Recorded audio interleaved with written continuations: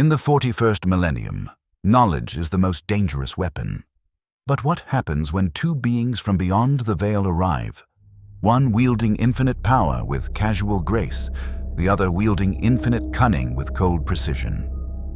When a god who protects meets a mastermind who conquers, the galaxy itself must choose which philosophy deserves to survive.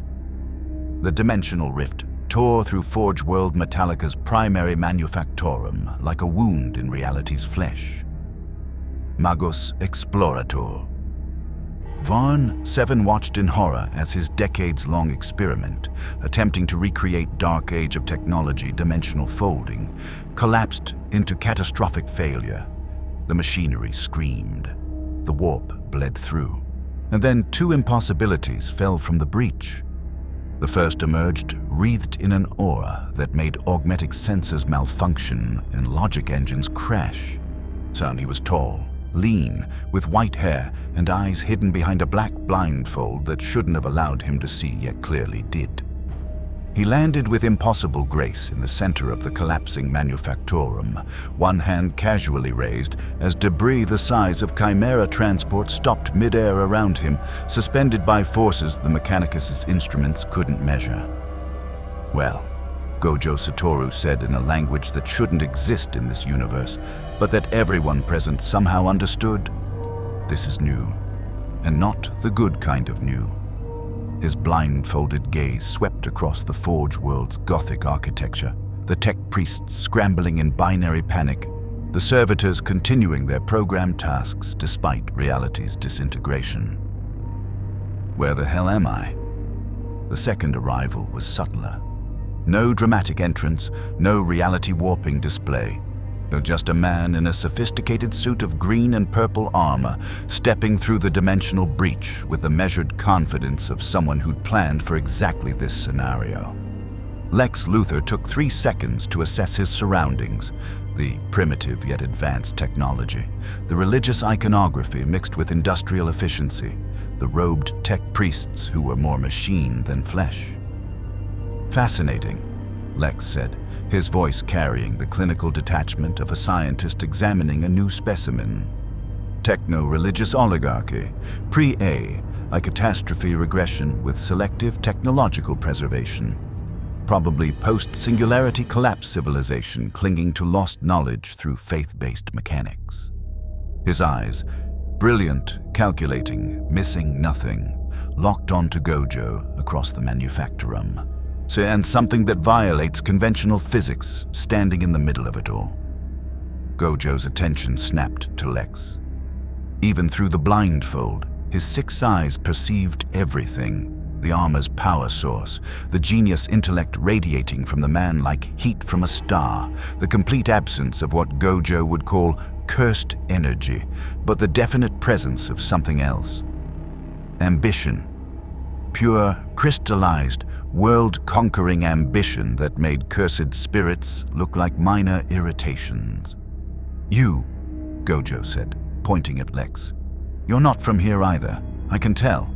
You've got that I just fell through a dimensional hole and I'm already planning how to take over look about you. Perceptive, Lex acknowledged, though I prefer strategic adaptation to unexpected circumstances over taking over. The latter implies crude force. Ideal, inelegant solutions. He gestured at the collapsing machinery around them. For instance, this dimensional breach is going to consume this facility in approximately 90 seconds unless someone stabilizes the exotic matter containment. And you know how to do that? Gojo asked, his tone deceptively casual. I've solved 3 similar problems in my home reality, Lex said. Give me access to their control systems and I can prevent a catastrophic implosion that will kill everyone within a 5-kilometer radius. He turned to the nearest tech priest, Varn 7, who was frozen in binary prayer loops of panic. You, Magos, grant me access to your primary control thrones. Now. Varn 7's augmetic vocal processors crackled. Impossible. Sacred control systems require Mechanicus ordination. Omnissiah's blessing. New decades of preparation. You have 75 seconds, Lex said flatly. Gojo sighed. Or I could just do this. He raised one hand, and suddenly the dimensional breach, a tear in space-time that shouldn't respond to physical manipulation, stopped expanding. The exotic energies that had been bleeding through crystallized in midair, suspended in the same impossible stasis that held the falling debris. There. Problem solved. You're welcome. Every tech priest in the manufactorum froze. Their augmetic eyes focused on Gojo with the intensity of religious revelation mixed with technological impossibility. The stranger had just manipulated space itself without any visible technology, without machine interfaces, without the Omnissiah's blessing. He had performed a miracle through heretical means. Sorcery, Varn 7 breathed. See the word carrying the weight of absolute condemnation. Witchcraft, warp corruption. The stranger is psyker touched. He must be. He's not a psyker, Lex interrupted, his eyes narrowing as he analyzed Gojo's technique. No psychic resonance, no warp signature. Whatever he's doing operates on different principles entirely. His expression shifted. Not fear, but the focused intensity of a scientist encountering a completely new phenomenon. Spatial manipulation through what? Exotic matter generation, reality editing, localized physics alteration? None of your business, Gojo said cheerfully. But since we're both stuck here and you seem like the kind of guy who makes problems for people, how about we establish some ground rules? Rule 1. I don't let people die if I can help it. Rule 2. I really don't like it when smart guys try to exploit situations for personal gain. Rule 3. Alarms suddenly blared across the Forge world. Klaxons that made Gojo's enhanced hearing ring. Voxcasters screaming alerts in that strange Gothic language that his brain somehow translated automatically. Dimensional anomaly detected, unknown entities manifested, Skitarii legends mobilizing, Fabricator General demands immediate containment. Lex said, his tone conversational despite the chaos erupting around them. We've attracted official attention. That was inevitable. He straightened his suit, adjusting it with the casual confidence of someone preparing for a business meeting rather than potential execution. I suggest we present ourselves to local authority before they make assumptions. In my experience, I see first impressions matter immensely. Your experience? Gojo's blindfolded gaze fixed on Lex with unnerving precision. Buddy, I don't know what kind of place you come from, but I'm getting serious bad vibes from this whole setup. The way these tech priest guys are looking at us, like we're either gods or demons, that's never good. On the contrary, Lex said, that's optimal. Fear mixed with awe creates opportunity. These people worship technology they don't understand. I understand technology. Do you see the leverage that provides? Before Gojo could respond, the manufactorum's blast doors exploded inward. Not opened, exploded, blown apart by melter charges that turned blessed adamantium into molten slag. Through the smoke came the Skitarii, Forge World Metalica's military arm. 30 warriors in red robes and augmetic armor, and their bodies more machine than flesh, weapons raised and targeting solutions already calculated. Leading them was a Skitarii Alpha, whose augmentations were so extensive that identifying the original human beneath was impossible. One eye was a targeting array. One arm was a plasma caliver. His legs were reverse-jointed digitigrade enhancements that could achieve speeds no unaugmented human could match. Unknown entities, the Alpha announced, his voice synthesized through 3 different Vox emitters simultaneously. You are designated potential threats to the Omnissiah's domain. Submit to analysis or be neutralized. Compliance is mandatory. Resistance is heretical. Lex took one step forward, hands raised in the universal gesture of peaceful intent. I am Lex Luthor, technological innovator from beyond your known space. and I come bearing knowledge of dimensional mechanics, exotic matter manipulation, and solutions to problems your Mechanicus has struggled with for millennia. I request audience with your fabricator general to discuss mutually beneficial arrangements. The Skitarii Alpha's targeting arrays focused on Lex, scanning, analyzing. Unknown designation, unregistered tech patterns detected, sophistication. Level approximately Mark 7, Imperial equivalent. Origin unknown. Threat assessment moderate. Compliance acceptable. Then the array swiveled to Gojo. Entity 2, impossible readings. Spatial distortion detected. Reality manipulation confirmed. Warp signature negative. Psychic resonance negative. Explanation insufficient data. Threat assessment extreme.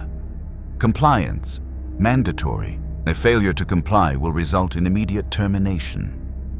Gojo tilted his head, and even through the blindfold, his expression conveyed amused skepticism. You know, I've been threatened by cursed spirits that could level city blocks, by special-grade sorcerers with domain expansions, by ancient entities that had been killing for centuries. He smiled, and it was the casual smile of someone who'd never encountered a threat he couldn't handle. You guys are scary, sure, but you're pointing those weapons at the wrong person. Final warning, the Alpha intoned. Submit to restraint or some Gojo's infinity activated. It wasn't visible, not in any conventional sense, but suddenly, every weapon the Skitarii fired simply stopped.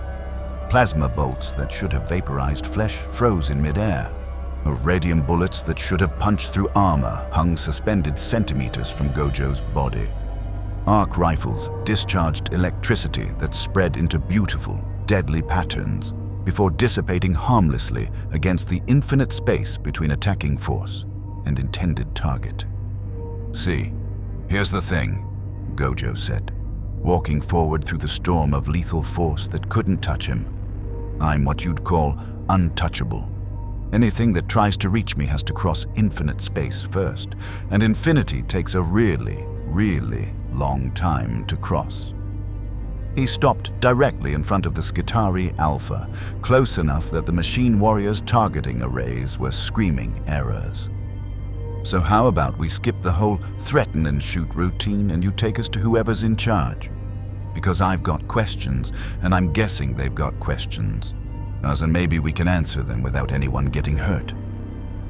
The Skitarii Alpha's processors were cycling through threat assessment protocols at maximum capacity.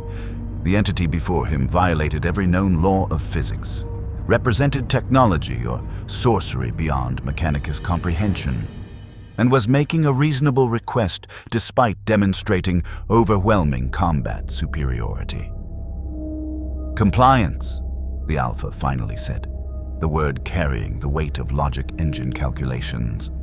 Both entities will be escorted to the Fabricator General's sanctum. Resistance or deviation will be met with maximum force despite projected ineffectiveness. Reasonable, Lex said, already analyzing the Skitarii's augmentations, weapons, and tactical formations, cataloging weaknesses, planning contingencies, and building a mental model of this civilization's military capabilities.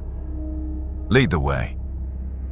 As they walked through Forge World Metalica's endless corridors of machinery and prayer, Gojo leaned toward Lex with a grin that conveyed both amusement and warning. Just so we're clear, Gojo said quietly, I meant what I said about not letting people die, and I've got a pretty good sense for when someone's planning something that'll hurt innocents. So whatever scheme you're cooking up in that big brain of yours, keep it ethical, or we're going to have problems. Lex's expression didn't change, but his eyes, those brilliant, calculating eyes that had stared down gods and planned the downfall of empires, met Gojo's blindfolded gaze with perfect understanding. My dear fellow, Lex said, his voice carrying honeyed reasonableness, see, I assure you that everything I do is in service of the greater good. Progress, innovation, the elevation of civilization through applied intelligence. He smiled, and it was the smile of a man who believed every word, while knowing they could be interpreted 1,000 ways. We're going to get along perfectly, or we're going to kill each other. I'm genuinely uncertain which. Great, Gojo said. Love the honesty. Really inspiring confidence here. Behind them, the dimensional breach they'd emerged from finally collapsed, sealing shut with a sound like reality exhaling. They were trapped in the 41st millennium, a genius who sought dominion through intellect and a god who protected through power.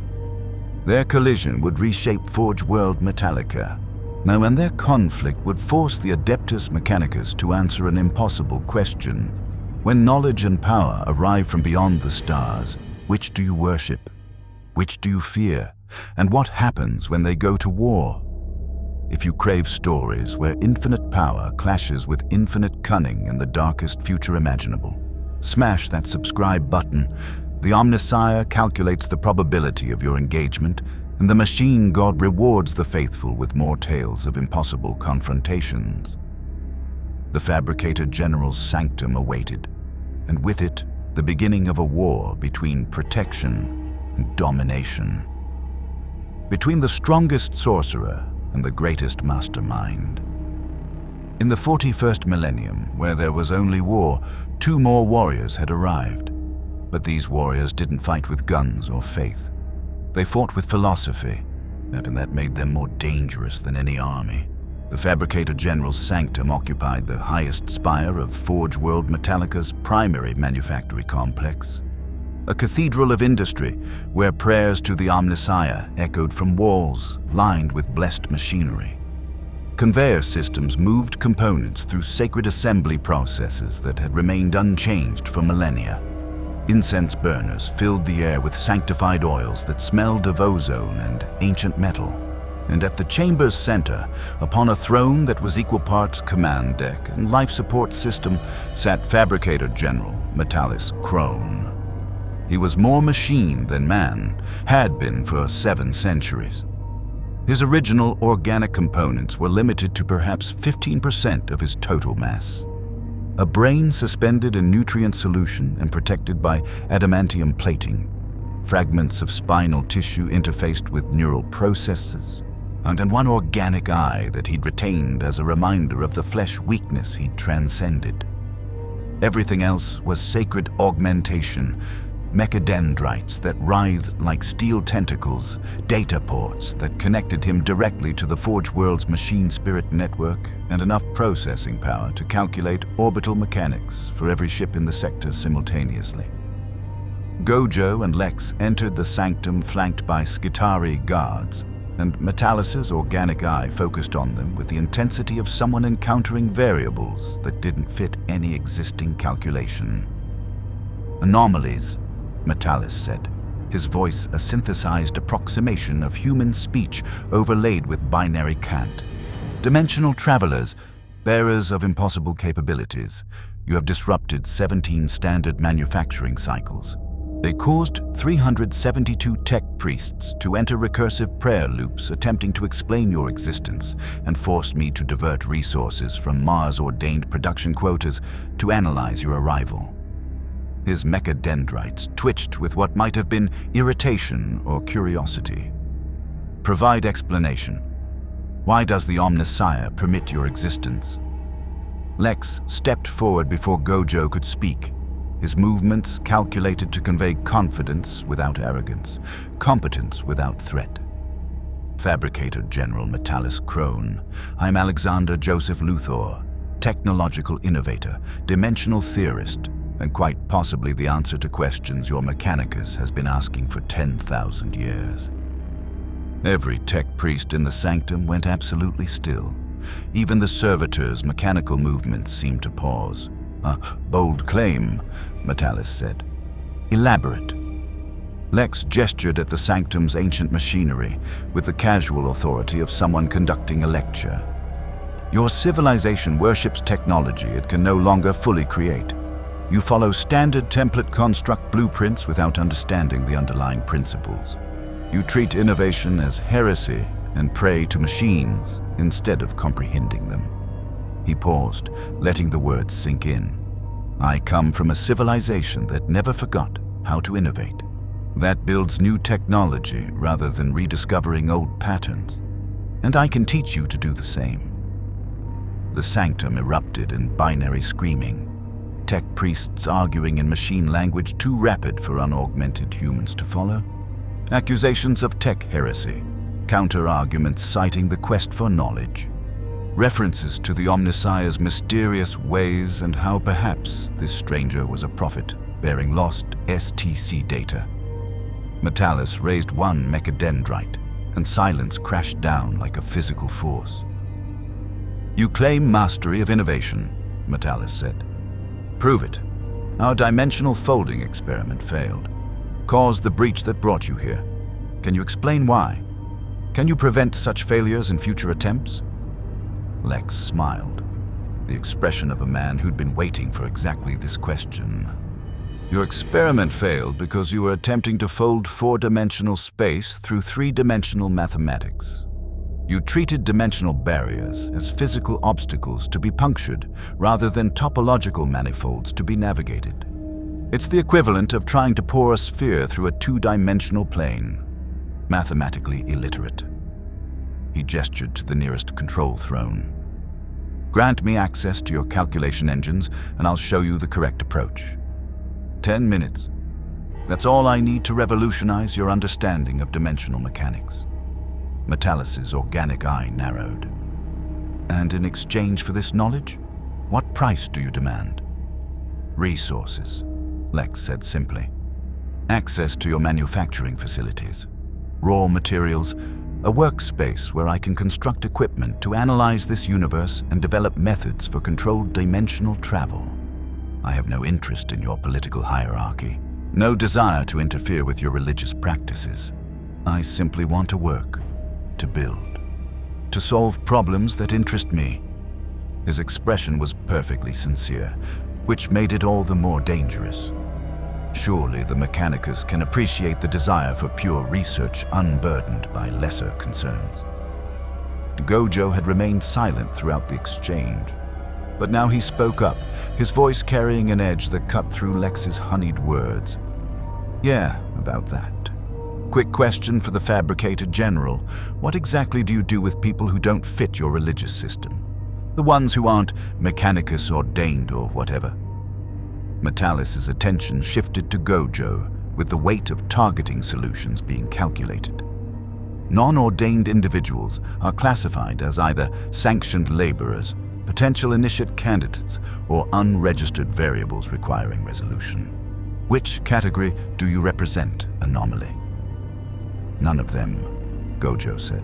Now, I'm what you'd call a free agent. I protect people because it's the right thing to do. I don't join organizations, don't take orders, don't worship machines or gods or anyone else. His blindfolded gaze swept across the sanctum, and even without seeing his eyes, everyone present felt the weight of that attention. So here's my question. Are we prisoners, guests, or problems you're planning to resolve the moment we're not useful? The sanctum's temperature seemed to drop. Every Skitari guard's weapon systems armed simultaneously, targeting solutions converging on Gojo's position. Metallis's mechadendrites flexed with hydraulic menace. You speak of freedom as if it were virtue, Metallis said. The Omnissiah teaches that freedom is chaos. That order requires hierarchy. That function demands purpose assigned by higher authority. Thus your free agent status is itself heretical. A rejection of proper integration into the Omnissiah's design. So, prisoner then, Gojo said, his tone conversational despite the dozens of weapons trained on him. Good to know where we stand. Wait, Lex interjected, smooth as oil on water. Fabricated General, surely you recognize that my companion's capabilities, however unorthodox, represent unprecedented research opportunities. His spatial manipulation abilities alone could revolutionize your understanding of physics. Studying him could provide insights worth more than any STC fragment. Gojo's head snapped toward Lex. Did you just offer to let them experiment on me? I suggested mutual research collaboration, Lex corrected. Entirely different concept. Unacceptable, Metallis said, cutting through their argument. The entity designated Gojo demonstrates reality manipulation without technological interface. Such abilities are either psyche manifestation, requiring inquisitorial judgment, or xenotech contamination, requiring immediate purging. Neither scenario permits research collaboration. His organic eye focused on Lex with renewed interest. However, you, designated Luthor, demonstrate conventional technological sophistication. Your cooperation could be beneficial. Separate the useful variable from the dangerous unknown. Lex met Metallis's gaze with perfect understanding, passing between two minds that operated on pure calculation. The fabricator general was offering a deal: betray Gojo to gain access to Mechanicus resources and authority. Prove loyalty through pragmatic cruelty. For 3 seconds, Lex considered it. The Gojo's 6 eyes saw the consideration, saw the calculations running behind those brilliant eyes, weighing outcomes, measuring advantages, determining whether alliance or betrayal offered superior strategic positioning. It was the look of someone deciding whether another person's life was worth more than personal advancement. No deal, Lex said finally. Metallis's mechadendrites twitched in what might have been surprise. Elaborate your refusal. Simple cost-benefit analysis, Lex explained, his tone that of someone explaining basic mathematics to a child. Gojo represents the single most powerful defensive capability I've encountered across multiple realities. His spatial manipulation makes him effectively immune to physical attack. Betraying him gains me your temporary cooperation. Maintaining alliance with him provides permanent security against threats I don't yet understand in this universe. He smiled coldly. I'm pragmatic, Fabricator General, not stupid. The intelligent move is keeping the untouchable ally close, not trading him for uncertain favors from a theocratic bureaucracy. Gojo blinked behind his blindfold. Did you just refuse to betray me because it's strategically inconvenient? Yes, Lex said. Don't misunderstand. If circumstances were different, if you represented a liability rather than an asset, I'd sacrifice you without hesitation. But right now, you're useful, so we're allies. Temporarily. Wow, Gojo said. That's the most honest, horrible thing anyone's ever said to me. I almost respect it. Metallis's organic eye cycled through threat assessment matrices. 2 variables, and one controllable through incentive, one controllable through nothing. Together, they represented either unprecedented opportunity or catastrophic risk. Alternative proposal, Metallis said. Both of you will undergo compliance assessment, cranial augmentation to ensure behavioral alignment with Mechanicus doctrine, memory scanning to extract useful knowledge, physical modification to integrate you into proper hierarchical structures.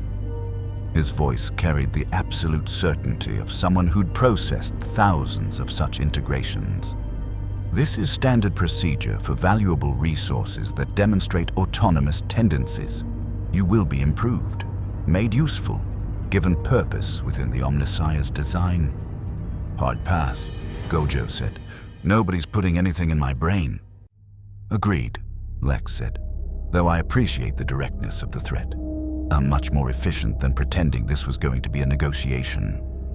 Metallis's mechadendrites spread in a gesture that might have been resignation or preparation for violence. Then you leave me insufficient options. You're too valuable to release, too dangerous to ignore, and too resistant to integrate peacefully. Therefore, the sanctum's doors exploded inward for the second time that day, but these weren't Scutariae. These were something worse. Corpus Cariae, electro-priests, warrior mystics of the cult Mechanicus who channeled electricity through their augmented bodies and worshipped the motive force as the Omnissiah's purest expression. 15 of them surged into the chamber, their bodies crackling with barely contained electrical storms, their movements jerky and unnatural like lightning-given flesh. and leading them was a figure whose augmentations were so extreme they'd transcended even Mechanicus norms, Magos Dominus Xerxes, a radical within the Mechanicus's already radical hierarchy. His body was wrapped in conductive coils, his eyes were plasma generators, and his voice, when he spoke, was accompanied by the sound of capacitors charging. "Fabricator General Metalis," Xerxes announced, electricity arcing between his words. "I invoke Doctrinal Override Alpha 7. These dimensional travelers represent potential Omnissiah-blessed prophets. Harming them risks tech heresy of the highest order. I claim them under Explorator, protection for detailed study." Metalis's megadendrites lashed in fury. "You overstep your authority, Xerxes. These variables are under my jurisdiction." "Your jurisdiction is manufacturing efficiency," Xerxes countered. "Mine is xenotech, analysis and theological interpretation of anomalous phenomena. The Council of Magi will support my claim." Gojo leaned toward Lex and whispered, "Are they about to fight over us? Because it feels like they're about to fight over us." "Indeed," Lex whispered back. "The Mechanicus is clearly fractured into competing factions. Conservative manufacturing orthodoxy versus radical research progressives. Metalis represents stability. Xerxes represents innovation. Both want us, but for different reasons." He observed the escalating confrontation with the clinical interest of a scientist watching a fascinating experiment. "This presents opportunities." "Or," Gojo said, "it presents us getting caught in a religious civil war between robot people." "That too," Lex agreed. Metalis and Xerxes were locked in rapid binary argument, their debate occurring at speeds that made conventional speech seem glacial. But the underlying conflict was clear. Who controlled the strangers who'd fallen from the sky? Who got to decide whether they were prophets or threats? Who claimed the knowledge they represented? And then a third voice cut through the argument. Cold, authoritative, and carrying the weight of absolute power. "Both of you will stand down."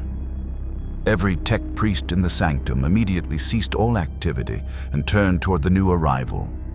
Even Metalis and Xerxes fell silent, their mechanical bodies stiffening in what might have been fear or respect. The figure who entered wore robes of crimson and gold inscribed with equations that hurt to look at directly. Her augmentations were minimal compared to other tech priests, just subtle cranial implants and one augmetic hand, which paradoxically marked her as more important, not less. In the Mechanicus, those who could afford to remain mostly human while wielding authority were the true powers. "I am Archimagus Call's designated representative," she said, her voice carrying harmonics that suggested vat-grown vocal modifications. "Belisarius Call has monitored your dimensional breach from Mars. He has concluded that these travelers represent probability vectors that should not be integrated prematurely into standard Mechanicus hierarchy." Her expression was perfectly neutral. "They are to be granted provisional autonomy under my direct observation. They will be housed, supplied, and permitted limited freedom of movement while I assess their nature and determine optimal utilization." Metalis's organic eye narrowed. "Call has no authority over Forge World Metalica's internal affairs." "Call has the Fabricator General of Mars's ear," the representative said, "and Mars directs Metalica. Or have you forgotten the Treaty of Olympus Mons?" She turned to Gojo and Lex. "You will come with me. Now." Gojo and Lex exchanged glances. Lex's expression conveyed calculated assessment. This was a new faction, potentially more useful than Metalis or Xerxes. Gojo's blindfolded face conveyed weary acceptance that everywhere they went, people treated them like property to be claimed. "Sure," Gojo said. "Why not? Let's follow the mysterious lady who works for someone named Belisarius Call. That definitely sounds like a person who makes good life choices. Call is..." The representative paused, searching for accurate description. "Complicated, brilliant, unorthodox, possibly heretical depending on who you ask. definitely the only tech priest on Mars who might actually understand what you are, rather than simply trying to disassemble you for study. Sold, Lex said immediately. Lead the way. As they left the sanctum, Gojo took one last look at Metallis and Xerxes, at the Skitari guards and electro-priests, at the Cathedral of Machinery and Prayer. He saw a civilization built on fear disguised as faith, on stagnation disguised as preservation, on control disguised as order. This place is messed up, Gojo said quietly. Yes, Lex agreed. And that makes it exploitable. Perfect conditions for someone with intelligence and vision to enact meaningful change. You mean take over, Gojo said. I mean improve, Lex corrected. Though in practice, those concepts often overlap. Behind them, Metallis and Xerxes returned to their binary argument, neither noticing that the greatest threat to their Forge world wasn't the dimensional traveler's power. It was Lex Luthor's ambition combined with Gojo Satoru's principles. One would try to conquer the Mechanicus through genius and manipulation. The other would try to protect innocence from that very conquest. And when they finally collided, when protection met domination, when power met planning, Forge World Metalica would learn a terrible lesson. Sometimes, the most dangerous wars aren't fought with weapons. They're fought with philosophies, and there are no rules for that kind of warfare. Call's representative led them through Forge World Metalica's underbelly, regions where the manufactorums gave way to older architecture, pre-imperial construction that predated even the Mechanicus' arrival. Here, the walls were bare metal instead of blessed adamantium. The corridors lacked purity seals and sacred inscriptions, and the machinery, though still functional, operated with eerie silence rather than the constant prayer hymns that filled upper levels. My name is Isara Then, their guide said as they walked. I was human once. Fully human. That was before Archmagos Kull recruited me for experimental integration protocols. She flexed her augmetic hand, and Gojo's 6 eyes caught something unusual. The augmentation wasn't crude grafting like most Mechanicus modifications. It was seamless integration, and technology interfaced with biology so smoothly that the boundary between flesh and machine was nearly imperceptible. Experimental, Lex echoed, his analytical mind immediately cataloging the implications. Kull develops augmentation technologies that deviate from Mechanicus orthodoxy. Technologies superior to standard protocols, yet he operates with apparent impunity despite such obvious tech heresy.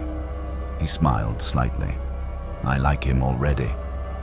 Kull operates in gray areas, Isara confirmed. He's 10,000 years old, possibly older. He's survived by being too useful to execute and too dangerous to ignore. The fabricated general of Mars tolerates his heresies because Kull produces results that standard Mechanicus methodology cannot achieve. She glanced back at them, which is why he's interested in you two. So you represent anomalies that standard response protocols, integration, or termination would waste. They descended through 17 levels, passing servitor work gangs and automated systems, until reaching a sealed vault door marked with warnings in High Gothic, binary cant, and mathematical symbols that Gojo's brain translated as authorized personnel only. Violation results in immediate Cyclopean servitor conversion. Charming, Gojo said. Nothing says welcome like threatening to lobotomize trespassers. Isara placed her augmetic hand against a biometric scanner, and the vault door cycled open with a hiss of pressurized air. Beyond lay a workshop that made both Gojo and Lex stop in their tracks. It was organized chaos, a laboratory that combined Mechanicus technology with design principles that clearly violated orthodox methodology. But where standard Mechanicus workshops were arranged according to sacred geometric patterns, this space was optimized for pure efficiency. Where orthodox tech priests would place altar shrines to the Omnissiah, This workshop contained experimental machinery mid-assembly, projects in various stages of completion, and technological components from sources Lex recognized as non-imperial. "Is that Xenos technology?" Lex asked, pointing to what looked like Eldar Wraithbone components integrated into an otherwise imperial cogitator array. "Carl believes the Omnissiah's wisdom is universal," Isara said carefully. "That studying Xenos technology isn't heresy. It's expanding understanding of the machine spirit's many manifestations." She gestured for them to enter. "Welcome to your temporary accommodation. You'll be provided basic necessities and access to data terminals for research and sufficient freedom to demonstrate your capabilities. In return, you'll answer questions, submit to non-invasive analysis, and refrain from actions that would force me to report you as threats requiring termination." Gojo walked into the workshop, his 6 eyes processing everything at once: the spatial layout, the power distribution systems, the 17 different exit routes, and 12 potential hiding places. The complete absence of surveillance equipment, or rather, the presence of surveillance equipment so sophisticated, his enhanced perception barely detected it. "Cozy," Gojo said. "Very mad scientist's lair aesthetic. I dig it." Lex, meanwhile, had moved directly to the experimental machinery with the single-minded focus of someone encountering a fascinating puzzle. His fingers traced over components, his brilliant mind reverse engineering construction principles from visual analysis alone. "This cogitator array," Lex said. "It's not using standard Imperial processing architecture. The logic gates are non-binary. Quantum superposition processes integrated with biological neural tissue and psychoreactive materials." He turned to Isara with an expression of genuine respect, a rare occurrence. "Whoever built this understands that consciousness and computation exist on a spectrum, not as discrete categories. This is art disguised as engineering." "Carl will be pleased you appreciate his work," Isara said. "Most tech priests call it tech heresy, and Carl calls it logical progression from first principles. He theorizes that the dark age of technology achieved their miracles not through divine inspiration, but through refusing to accept artificial limitations on research." "Sounds like my kind of guy," Lex said. "When do I meet him?" "You don't," Isara said. "Carl operates from Mars and through remote proxies. Direct meetings are rare. He'll observe you through me, assess your potential, and determine whether you're valuable enough to warrant his personal attention." She moved toward the workshop's exit. "I'll return in 6 hours with sustenance and initial research questions. Try not to break anything expensive or explode. Exploding would be inconvenient." She left, and the vault door sealed behind her with the finality of a tomb closing. Gojo immediately sprawled across a workbench that was probably worth more than a small planet's GDP. "So, we're prisoners in a fancy robot cage. Great. Just great. This is exactly how I wanted to spend my interdimensional vacation." Lex was already at a data terminal, his fingers flying across haptic interfaces as he began penetrating the workshop's systems. "We're not prisoners. We're assets undergoing evaluation, entirely different paradigm. And this evaluation period provides exactly what I need: time, resources, and access to information." His eyes gleamed with the focused intensity of a predator identifying prey. This call individual understands the fundamental truth that the Mechanicus' orthodoxy denies: that innovation requires breaking rules, that progress demands heresy, as he's built an empire within the Mechanicus by being indispensable despite being unorthodox. "And you want to copy his playbook," Gojo said. "I want to surpass it," Lex corrected. "Carl operates in gray areas. I operate in any area necessary. He's bound by 10,000 years of Mechanicus conditioning. I have no such limitations." He pulled up schematics on the data terminal. Forge World layouts, production quotas, political hierarchies within the Mechanicus. Within a month, I could make myself essential to this Forge World's operations. Within 6 months, I could be effectively running manufacturing policies. Within a year, I could replace the fabricated general. Gojo sat up, his expression serious despite the blindfold. And what happens to all the people who get in your way during that climb to power? The tech priests who oppose you? Not the workers who refuse to cooperate? The inefficient variables you'll need to resolve? Lex turned from the terminal, meeting Gojo's blindfolded gaze with perfect honesty. I have no interest in cruelty for its own sake, but I also won't let humanitarian concerns prevent necessary progress. If people must be relocated, reassigned, or removed to implement superior systems, then that's simply cost-benefit analysis. He folded his arms. I notice you're concerned about my methods, but not questioning whether this Forge World would benefit from my leadership. Even you recognize the Mechanicus' current system is dysfunctional. The only question is whether improvement justifies the methods required to achieve it. That's the question that damns people, Gojo said quietly. The moment you start calculating whether hurting people is worth the greater good, you've already lost. Because there's always a greater good, always a reason why this sacrifice is necessary, always logic that justifies cruelty. He stood, his casual demeanor evaporating into something colder. I've fought people like you before, Lex. Curse users who thought their intelligence gave them the right to reshape the world, who believed the ends justified any means. They were all brilliant, charismatic, absolutely certain they were improving things. And? Lex asked. And I stopped them, Gojo said. Every single one. Because power without restraint isn't improvement. It's just tyranny with better marketing. The temperature in the workshop seemed to drop. For the first time since arriving in the 41st millennium, and Lex was facing someone who wouldn't be impressed by his genius, seduced by his vision, or intimidated by his reputation. Someone who operated by principles that didn't yield to logical argument.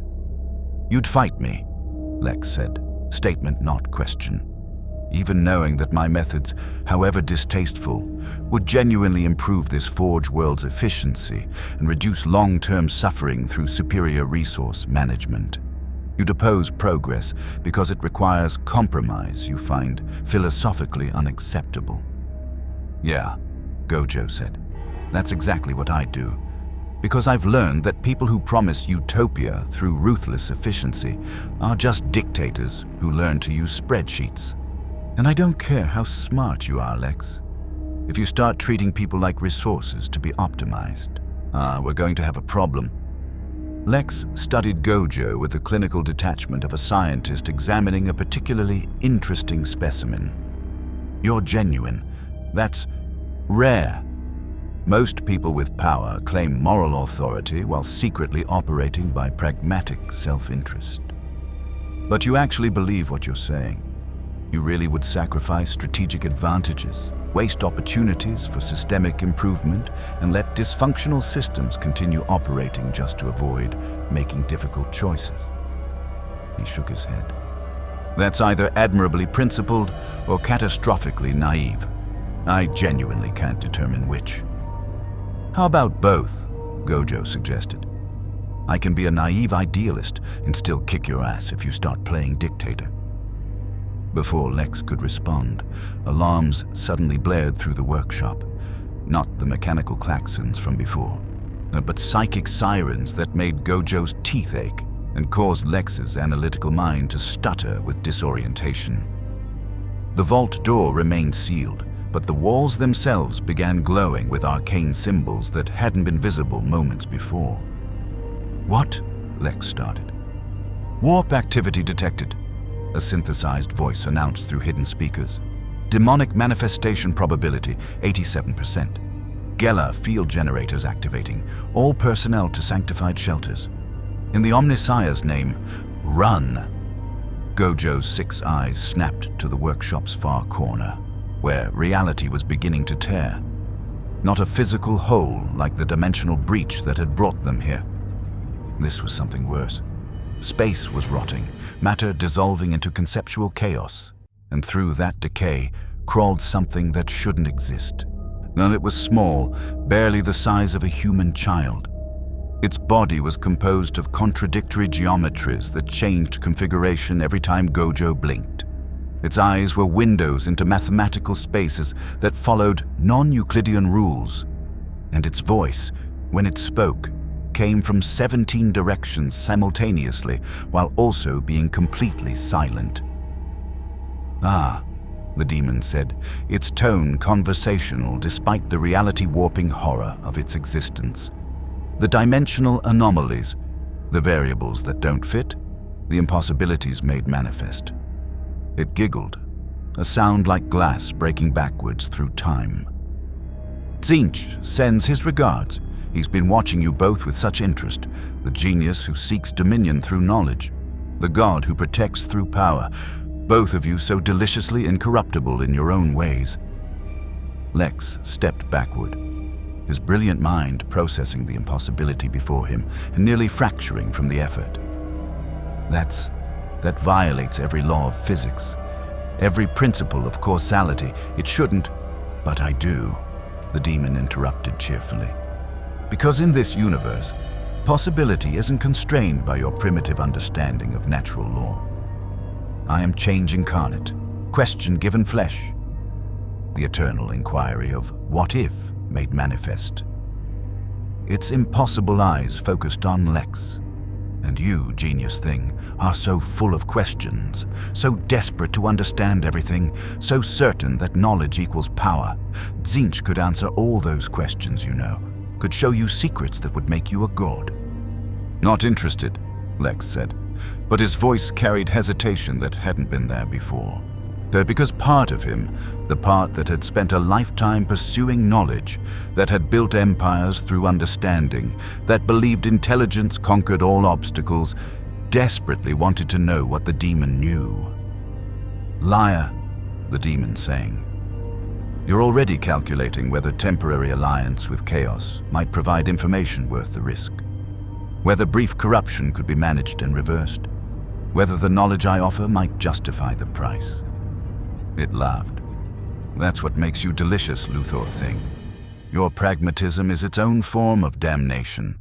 You'll fall not through weakness, but through strength taken too far." Gojo moved, faster than thought, his hand passing through the demon's body, or trying to. His infinity automatically activated, creating infinite space between his flesh and the demon's form. But the demon simply existed on the other side of that infinity, laughing at physics that couldn't constrain something that was itself the absence of physical law. "And you," the demon said, focusing on Gojo, "the untouchable one, the infinite barrier, the protection made absolute." It cocked its head at an angle that would break a normal spine. "But you can't protect everyone, godchild. You can't be everywhere at once, and while you hold infinity between yourself and harm, those you care about remain touchably, breakably, tragically finite." Gojo's expression went cold. "Get out. Make me," the demon challenged. "Your infinity stops physical force. Does it stop ideas, possibilities? The mere suggestion that everything you're trying to protect here will fail regardless of your power, that the Imperium's cruelty will continue, and that Luthor's ambition will consume innocence, that your principles will accomplish nothing except letting you watch with clean hands while the world burns?" "I said," Gojo repeated, and his voice carried weight that made reality tremble. "Get out." He raised both hands, and suddenly the workshop was flooded with cursed energy. Except there was no cursed energy in the 41st millennium, so instead it manifested as pure spatial manipulation on a scale that made the demon actually recoil. Gojo wasn't attacking the demon.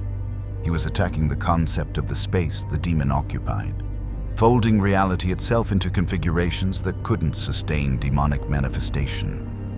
The demon shrieked, a sound of delight and pain mixed together and dissolved back through the tear in reality. But its final words echoed through the workshop even as it vanished. "We'll meet again, impossibilities." When you've both learned what this universe costs, when Luthor's genius has drowned in necessary evils, when Gojo's protection has failed one too many times, when you both understand that pragmatism and principles are just different roads to the same damnation, Tzeentch will be waiting, and he'll be right. The tears sealed. Reality stabilized. The alarms cut off. Gojo and Lex stood in sudden silence, both of them processing what had just occurred. That, Lex said finally, was chaos, the warp entity that this civilization fears above all else, the corruption that justifies the Imperium's authoritarian brutality and the Mechanicus's paranoid orthodoxy. He looked at Gojo. It offered me knowledge, and for 3 seconds, I considered accepting. "I know," Gojo said. "I saw it in your expression, the calculation, the cost-benefit analysis of temporary damnation for permanent advantage." "And you?" Lex asked. "It suggested your protection is meaningless, that your principles accomplish nothing." "Did you believe it?" Gojo was quiet for a moment. Then he said, "No. But it made me wonder, made me question whether trying to be good in this universe is just setting myself up for tragedy. Whether your ruthless pragmatism might actually be the smarter play." He looked at Lex directly. "And that doubt? That's how it wins. That's how chaos corrupts. Not by attacking your weaknesses, but by weaponizing your strength. My protection becomes arrogance. Your intelligence becomes hubris. And slowly, imperceptibly, we become monsters while thinking we're still heroes. Then we're at an impasse," Lex said. "I can't operate by your principles. They're too restrictive for the kind of systemic change this universe needs. And you can't accept my methods. They're too callous for your moral framework. Yet we're trapped here together in a universe that will force both of us to compromise everything we believe just to survive." "Maybe," Gojo said. "Or maybe we find a third option.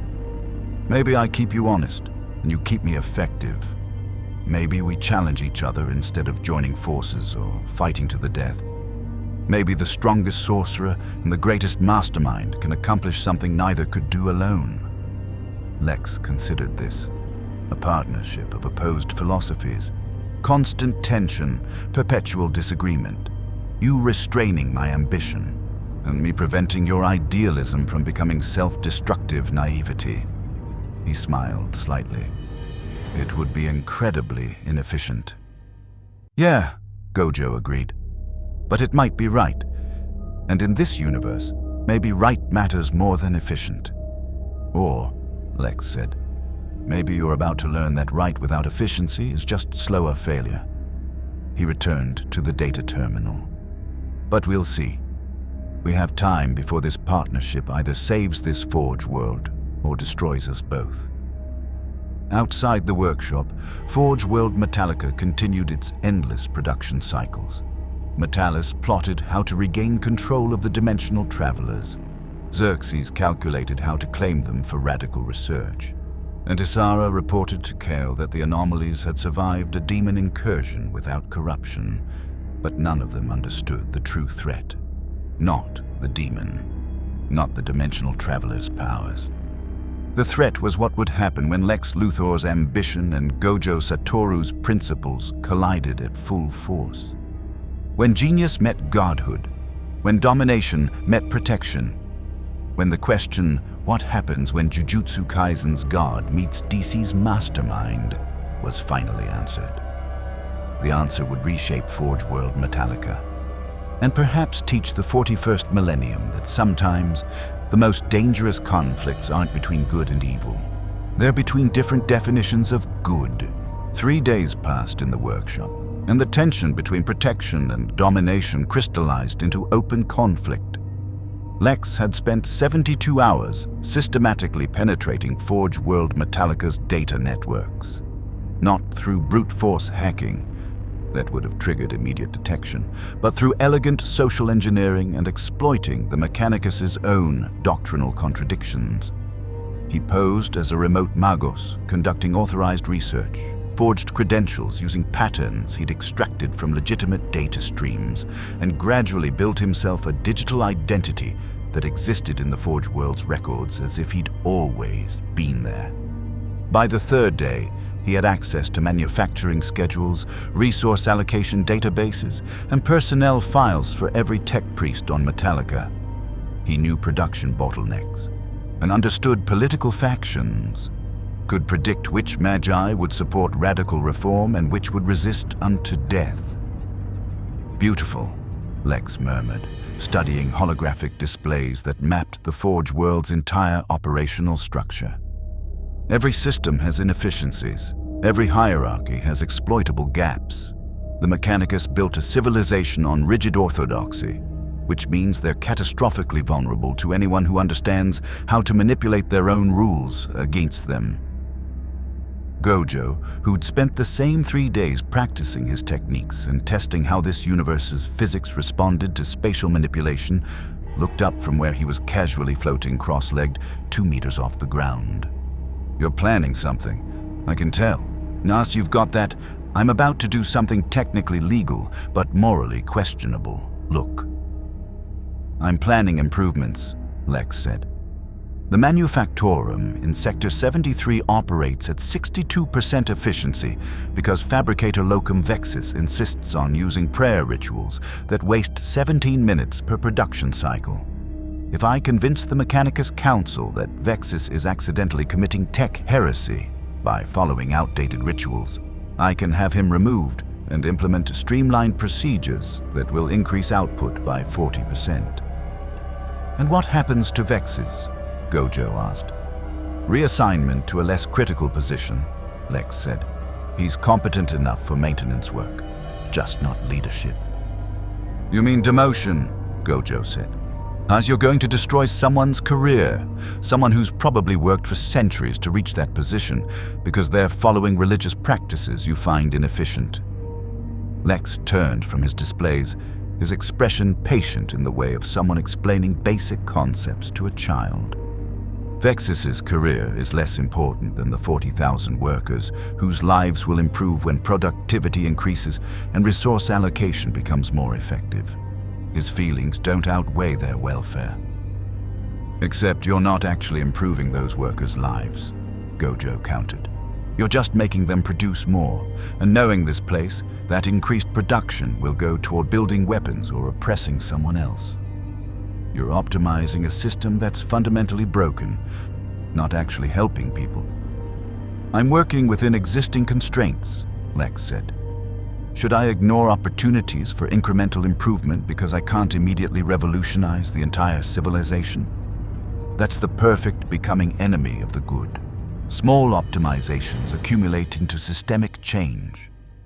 Or," Gojo said, "small compromises accumulate into becoming exactly what you claim to oppose. You start by removing one inefficient administrator. Then you're purging entire departments. Then you're justifying atrocities because the math says they reduce long-term suffering. That's not improvement, that's just the Imperium's playbook with better spreadsheets." Before Lex could respond, the workshop's door cycled open. Isara entered, but she wasn't alone. Behind her came a figure that made even Gojo's casual demeanor shift into alertness. The tech priest was enormous, over 3 meters tall, his body a walking shrine of augmentation that blurred the line between warrior and mobile artillery platform. One arm was a multi-melter that could vaporize vehicle armor. The other was a power fist crackling with disruption fields. His torso contained enough processing power to run a battleship's tactical systems, and his face, what little remained organic, was locked in an expression of permanent fury. "Tech Priest Dominus Kerith," Isara introduced with obvious discomfort. "He's here on behalf of Fabricator General Metalis. The Fabricator General has questions regarding your activities." Kerith's voice was a mechanized roar. "The entity designated Luthor has infiltrated 17 secure data networks, has accessed classified manufacturing data, has begun social engineering operations targeting Mechanicus personnel. These actions constitute tech heresy espionage, and attempted subversion of the Omnissiah's ordained hierarchy. His multi-melter powered up with an ominous whine. Metalis demands explanation before implementing termination protocols. Lex stood calmly, hands at his sides, expression untroubled. I've done nothing illegal by Mechanicus law. I requested access to public databases for research purposes. That several systems incorrectly granted me elevated permissions due to security vulnerabilities in your authentication protocols is hardly my fault. You exploited sacred systems, Kerith said. Manipulated machine spirits through technological deception. This is tech heresy. I demonstrated that your security is inadequate, Lex corrected. If I can penetrate your networks in 72 hours, imagine what actual hostile forces could accomplish. I've done the Mechanicus a service by identifying weaknesses before enemies exploit them. He smiled. Metalis should be thanking me, not threatening execution. Kerith's targeting solutions locked onto Lex's center mass. You will submit to immediate cranial extraction. Your knowledge will be harvested. Your body will be repurposed as servitor components. This is Fabricator General Metalis's command. No, Gojo said, and suddenly he was standing between Kerith and Lex, his casual floating abandoned for combat readiness. That's not happening. Kerith's weapons system swiveled toward Gojo. You will not interfere with Mechanicus justice. Step aside or be designated hostile. Yeah, see, here's the thing, Gojo said, his tone conversational despite the lethal weapons aimed at his chest. I don't care what your Fabricator General commands. I don't care about your tech heresy laws or your servitor conversions. Lex might be planning something morally gray, okay, morally pitch black, but I'm not letting you lobotomize him for being smarter than your security systems. This is not your concern, Kerith said. It became my concern when you threatened my extremely problematic ally, Gojo replied. So here's what's going to happen. You're going to power down those weapons, you're going to leave this workshop, and you're going to tell Metalis that if he wants Lex, he'll have to go through me. And trust me, he doesn't want to do that. Kerith processed this for 3 seconds. Then his multi-melter fired. The beam was designed to vaporize tank armor. It could melt through ceramite plating and turn flesh to superheated plasma in microseconds. It was a weapon that made execution chambers seem merciful. It stopped 3 centimeters from Gojo's chest, held at bay by infinity. Your turn, Gojo said pleasantly. Kerith unleashed everything. Multi-melter beams. Power fist punches that carried enough force to shatter concrete. Integrated weapons systems that no human-sized opponent should survive. He attacked with the systematic efficiency of someone who'd killed 1,000 enemies and expected Gojo to be victim 1,001. None of it touched him. Gojo stood motionless while violence washed over the infinite space that surrounded his body.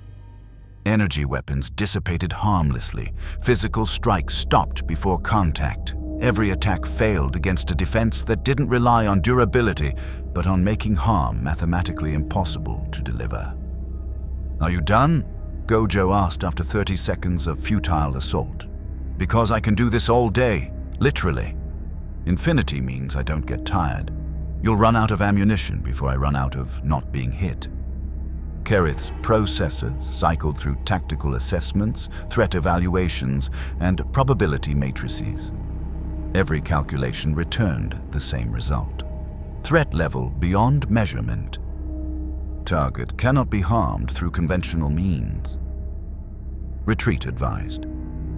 Impossible, Kerith said, but his weapons powered down. No defense is absolute. No protection is perfect. You are violating fundamental principles of physics, Gojo interrupted. Yeah, I get that a lot. Here's the simplified explanation. Anything that tries to reach me has to cross infinite distance first, and infinity takes forever. So unless you've got infinite time and infinite ammunition, you're not getting through. He smiled. Any other questions? Kerith stood frozen, caught between programming that demanded he complete his mission and logic engines screaming that mission completion was impossible. Finally, he turned to Isara. Report to Metalis. Entity designated Gojo cannot be terminated through standard protocols. Exotic countermeasures required. Recommend containment rather than elimination. He looked back at Gojo. This is not concluded. The Fabricator General will develop solutions. But you are merely postponed. He left, his massive frame barely fitting through the workshop's exit. Isara remained, her expression unreadable. You've made an enemy of the Forge World's most powerful tech priest, she said. Metalis doesn't accept failure. He'll dedicate resources to studying your abilities, finding weaknesses, developing weapons specifically designed to counter infinity. She paused, and he'll succeed. Eventually. The Mechanicus has 10,000 years of experience killing impossible things. Let him try, Gojo said. I've faced worse than angry robot priests. Have you? Isara asked. Because the worst thing about the Mechanicus isn't their weapons or their faith, it's their patience. They'll study you for years if necessary, decades, centuries. They'll build perfect counter-strategies while you're focused on other threats. And then, when you've forgotten they were even planning, they'll strike with precision that makes your infinity irrelevant. She looked at Lex. And you. Carl wants me to tell you that your infiltration efforts were clumsy and obvious, that he noticed your intrusions within 6 hours, that he's been feeding you controlled information to see how you'd use it. Lex's expression didn't change, but Gojo saw the micro-expressions that betrayed surprise. Lex had believed himself undetected. The revelation that he'd been observed the entire time was a rare intelligence failure. Carl says, Isara continued, that if you're going to subvert the Mechanicus, you should at least do it competently. He's willing to teach you proper methodology. In exchange, you'll work on projects he finds interesting. She smiled slightly. He's offering you a mentor, one of the greatest minds in the Imperium, willing to share knowledge that could make you genuinely dangerous instead of merely annoying. Lex was silent for a long moment, calculating probabilities. Then he said, What projects? Innovation the Mechanicus officially forbids, Isara said. Xenos technology integration, AI research that violates the ban on abominable intelligence, dimensional mechanics that risk warp contamination, everything orthodox tech priests call heresy, everything you'd find fascinating. And the cost? Lex asked, because he knew nothing came without cost. Your loyalty, Isara said, or at least your cooperation. Carl doesn't demand faith or worship, just results. Build what he asks. Solve problems he presents. Succeed where Mechanicus orthodoxy fails. Do that, and you'll have access to knowledge and resources beyond anything you could acquire independently. Gojo stepped between them. No, Lex, don't. This is how it starts. You accept the reasonable offer. Work on interesting projects. Make necessary compromises. And before you know it, you're building weapons that kill millions while telling yourself it's for the greater good. Lex looked at Gojo with an expression mixing annoyance and something that might have been respect. And your alternative? Refuse opportunity because it comes with strings attached? Remain powerless and ineffective out of fear that competence equals corruption? Yes, Gojo said. If competence means becoming another cog in this dystopian nightmare, then yeah, I'd rather be powerless and right than powerful and damned. That's the difference between us, Lex said. You'd rather feel moral than be effective. I'd rather accomplish change than preserve my conscience. He turned to Isara. Tell Carl I accept, with conditions. I want full transparency on project objectives, veto rights on anything that crosses lines I define, and assurance that my work won't be weaponized against innocent populations. Isara nodded. Carl will find those terms acceptable. Mostly. He'll try to convince you to compromise your lines. You'll resist. The negotiations will be fascinating. She moved toward the exit. One last thing. Carl warns that this arrangement makes you both more valuable and more dangerous. The Mechanicus will watch you more closely. The Inquisition might take interest, and an enemies you haven't yet made will emerge. She paused at the doorway. But that's the nature of power in the 41st millennium. The moment you become capable of changing things, forces that benefit from stagnation will try to destroy you. Welcome to the war. She left. Gojo and Lex stood alone in the workshop, the weight of their choices settling like lead. "You made a deal with the devil," Gojo said. "I made a deal with the only person here intelligent enough to recognize my value," Lex corrected, "and I'll use that position to implement changes the Mechanicus desperately needs." "By building weapons," Gojo said. "By researching technologies that'll be used to oppress people. By becoming part of the system you claim to improve. By gaining enough power to actually reshape the system," Lex countered. "You can't reform institutions from the outside. You need authority, resources, strategic positioning. Call offers that." "At the cost of your soul," Gojo said. Lex smiled coldly. "I sold my soul for knowledge long ago. This is just smart asset management." The war between them had begun. Not with violence, but with philosophy. And neither knew that their conflict would determine the fate of far more than one Forge world. Gojo's 6 eyes saw through lies effortlessly. It was one of the technique's fundamental properties. The ability to perceive cursed energy, spatial distortions, and the fundamental truth of reality made deception nearly impossible in his presence. In the 41st millennium, where cursed energy didn't exist, his eyes adapted to read something else. Intent, manufactured through the psychic background radiation of conscious beings. Which was why, 14 days after Lex accepted Call's offer, Gojo knew something was wrong. Lex had been spending 12 hours daily in a sealed laboratory that Call's agents had constructed specifically for his use. He emerged for meals and sleep, offering vague explanations about research projects and prototype development. But Gojo's 6 eyes caught the micro-expressions, the barely concealed excitement, and the calculating gleams, the satisfaction of someone building something significant. Today, Gojo decided to find out what. He waited until Lex entered the laboratory for his daily work session, then simply walked through the sealed door. Not by breaking it, by manipulating the space between himself and the door's far side, making the barrier conceptually meaningless. The advanced locking mechanisms that should have prevented entry didn't matter when you could exist on both sides of a threshold simultaneously. The laboratory beyond was a monument to Lex's genius, accelerated by Mechanicus resources. Hololithic displays showed dimensional mathematics that hurt to look at directly. Experimental machinery combined Imperial technology with design principles Gojo recognized as purely LexCorp. Efficient, elegant, and utterly ruthless in their optimization. And at the chamber's center stood a device that made Gojo's enhanced perception scream warnings.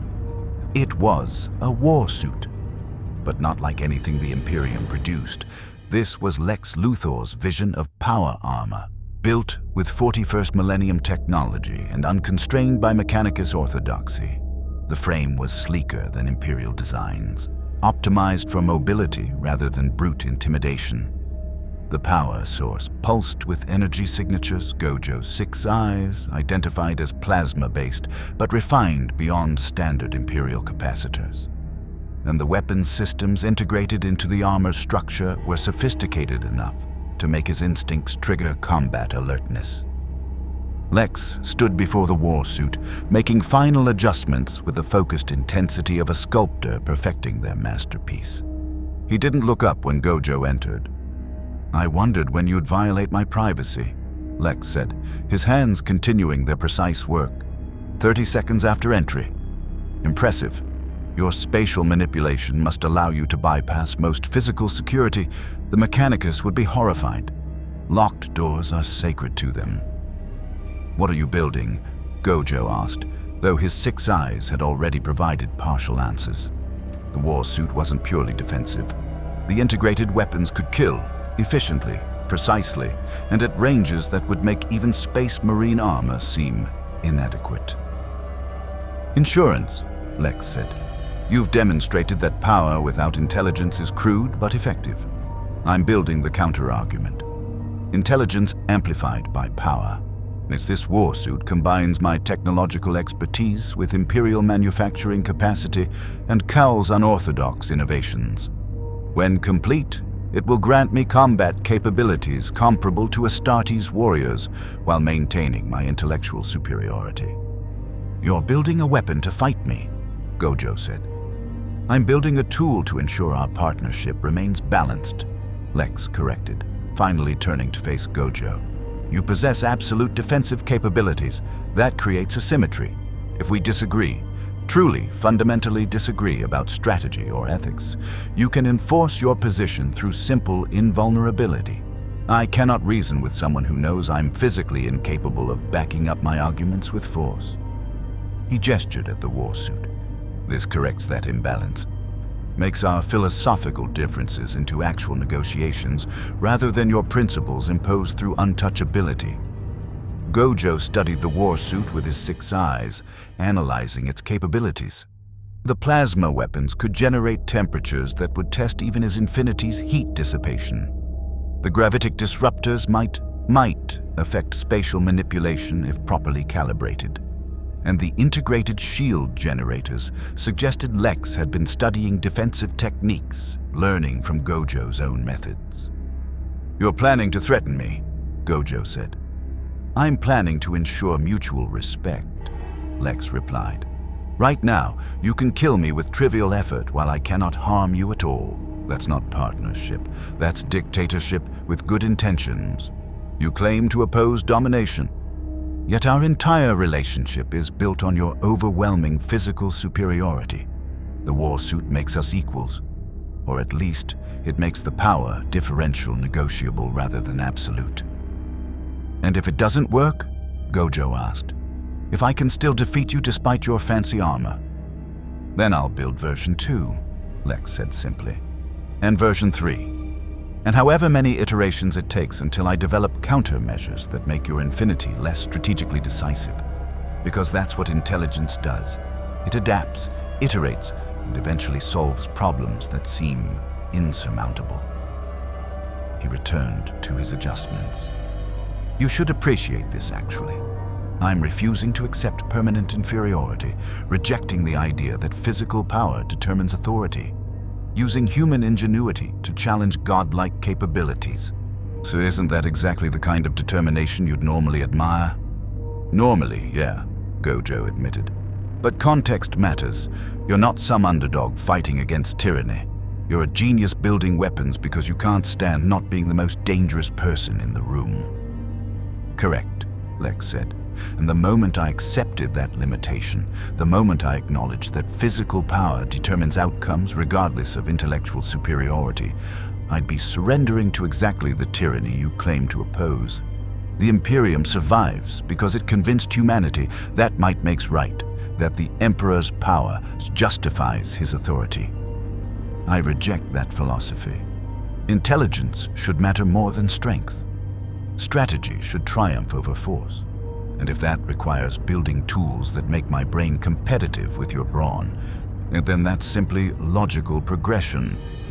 Gojo felt frustration building, not at Lex's words, but at the kernel of truth underlying them. Gojo had been enforcing his moral framework through untouchability, using his infinity as final argument whenever they disagreed.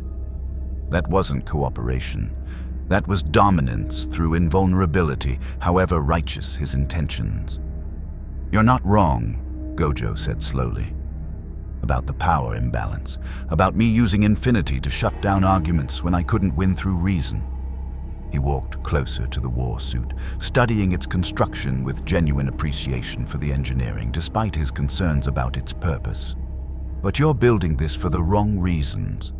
Not to create equality, but to eliminate obstacles to your plans.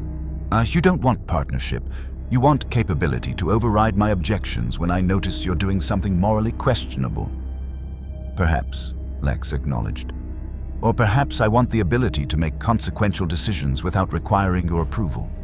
To implement strategies that you'd oppose on principle, but that would genuinely improve outcomes. The war suit represents autonomy, not malice. He activated a hololithic display showing combat simulations, scenarios where the armor's capabilities were tested against various threats. Consider this. The Mechanicus will eventually develop their own infinity countermeasures. Kerith's threat wasn't empty. They will find weaknesses. When that happens, having an ally equipped with comparable combat capabilities might be the difference between survival and your untouchability being bypassed while you're isolated and unsupported. So you're building the war suit to protect me, Gojo said, his tone making clear he didn't believe it. I'm building it to protect my investment in keeping you alive, Lex corrected. Your incorruptibility is valuable. Your power is strategically significant. Your death would eliminate advantages I've calculated into long-term plans. Therefore, ensuring you have competent backup serves my interests. He smiled. That it also makes me personally more formidable is simply efficient, multi-purpose engineering. Before Gojo could respond, alarms erupted through the Forge world. Not the localized workshop alerts from before, but facility-wide crisis warnings that made the very walls tremble. Voxcasters screamed coordinates and threat designations in overlapping panic. Cult uprising detected, Sector 91. Genestealer infiltration confirmed, Skitarii legends mobilizing, Hydra protocols active, in the Omnissiah's name, purge the unclean. Lex's expression shifted to intense focus, his brilliant mind immediately processing tactical implications. Genestealers, Xenos infiltrators that corrupt human populations through biological infection, creating hybrid cults that summon tyrannid hive fleets. If they've reached uprising stage, the infestation is extensive, potentially thousands of hybrids hidden among Metalica's worker population. People are in danger, Gojo said, already moving toward the exit. We need to... Wait! Lex's command carried unexpected authority. Rushing in without intelligence is suicide. The Mechanicus response to Genestealer uprisings is scorched earth purging. They'll kill infected and uninfected alike to ensure complete eradication. If you interfere, you'll be fighting Skitarii and hybrids simultaneously while trying to protect civilians who may or may not be corrupted. So I should just let them massacre everyone? Gojo asked. You should let me analyze the situation first, Lex said, his fingers flying across hololithic interfaces, penetrating Mechanicus tactical networks with the ease of someone who'd spent 2 weeks mapping their security architecture. Sector 91 houses approximately 17,000 workers. The cult uprising indicates moderate infestation, or perhaps 20% hybrid saturation. The Mechanicus will deploy overwhelming force, kill ratios optimized for zero survival among potential infectees. That's genocide, Gojo said. That's containment, Lex corrected. Brutal, excessive, and probably unnecessary at that scale, but not entirely unjustified given Genestealer infection mechanics. Each hybrid is a potential vector for further corruption. Each survivor risks spreading infestation to new sectors. He pulled up tactical maps. However, there's a third option. If we can identify and neutralize the cult's leaders, the Patriarch and Magus, who coordinate hybrid actions, the remaining infectees will lose psychic coordination. Becomes possible to contain rather than exterminate. Can you find them? Gojo asked. Give me 3 minutes, Lex said, his analysis cutting through Mechanicus data with surgical precision. He located cult activity patterns, tracked psychic emanation signatures, cross-referenced disappearances, and behavioral anomalies. There, Sector 91's lower manufactorums. The Patriarch is hiding in thermal distribution systems, location chosen for heat signature masking. The Magus is... He paused, his expression darkening, leading infected toward civilian shelters, using human shields to slow Skitarii response. Gojo's casual demeanor evaporated entirely. Then we're going. Now. Agreed, Lex said, and moved toward the war suit. If you're determined to play hero, I'm not letting you do it without backup. The armor isn't complete, but it's functional enough for field testing. He began donning the war suit. Sophisticated mechanisms, sealing plates and activating power systems. And Gojo, try not to interfere with my targeting solutions. Your infinite defense is impressive, but it won't stop me from shooting through you at targets beyond. As long as your targets deserve it, Gojo said.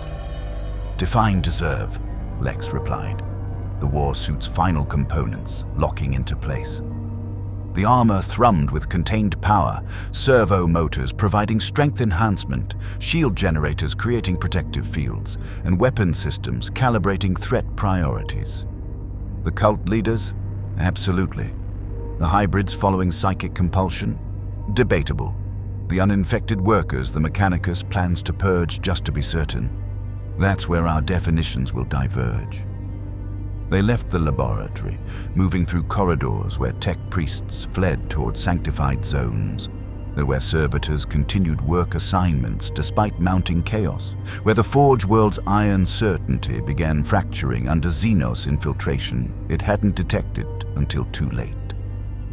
Gojo and Lex, protection and domination, principles and pragmatism were about to face their first real test together.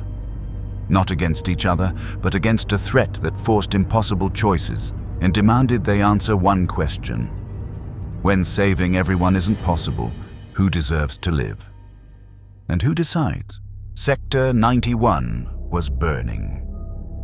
Gojo and Lex arrived to chaos. Not the organized violence of military engagement, but the desperate savagery of civilians discovering their neighbors were monsters. Manufactorum workers wielded industrial tools against hybrids whose strength came from xenoform genetics.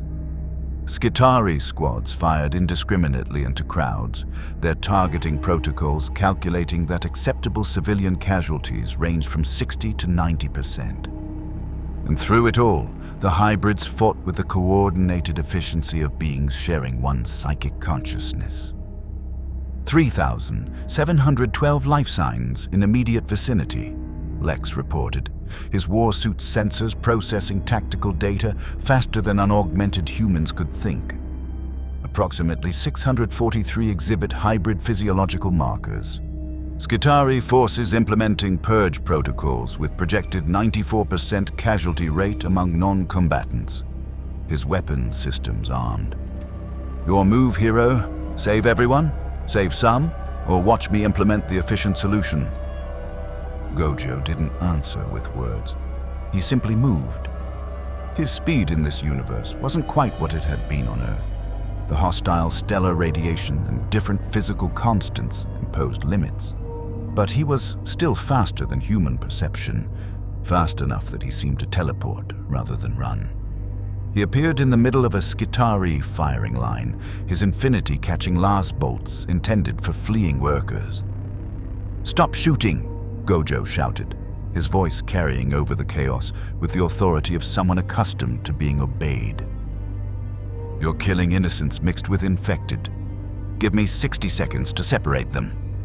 The Skitarii Alpha's targeting arrays focused on Gojo with mechanical intensity. Negative. Separation protocols require 12 minutes minimum. Cult reinforcements arrive in 4 minutes. Math indicates immediate purging optimal. You will cease interference or be designated hostile. "Try it," Gojo said, and his tone carried the absolute confidence of someone who'd never lost a fight that mattered. The Skitarii opened fire. 3 squads, coordinated targeting solutions, overlapping fields of fire that should have reduced any target to molecular vapor. Last bolts converged on Gojo's position from 17 angles, each shot calculated to exploit gaps in hypothetical defensive coverage. None of them touched him. "Your turn to learn," Gojo said, his blindfolded gaze sweeping across the Skitarii formation. "I'm not asking permission. I'm telling you what's going to happen. You're going to hold fire for 60 seconds while I identify actual threats. Then you can shoot the hybrids I mark, but you don't get to massacre civilians because it's mathematically convenient." "Unacceptable," the Alpha began. Lex's voice cut through on the Skitarii command frequency, his war suit's communication systems having already penetrated their network protocols. "Skitarii units, this is authorized tech consultant Luthor operating under Archmagos Khal's direct mandate. Implement modified engagement parameters. Hold fire on unmarked targets. Engage only designated hostiles. Failure to comply will be reported as operational inefficiency to Fabricator General Mechanicus. Compliance is mandatory." The Skitarii hesitated. Their programming said eliminate all threats, but their programming also said obey higher Mechanicus authority.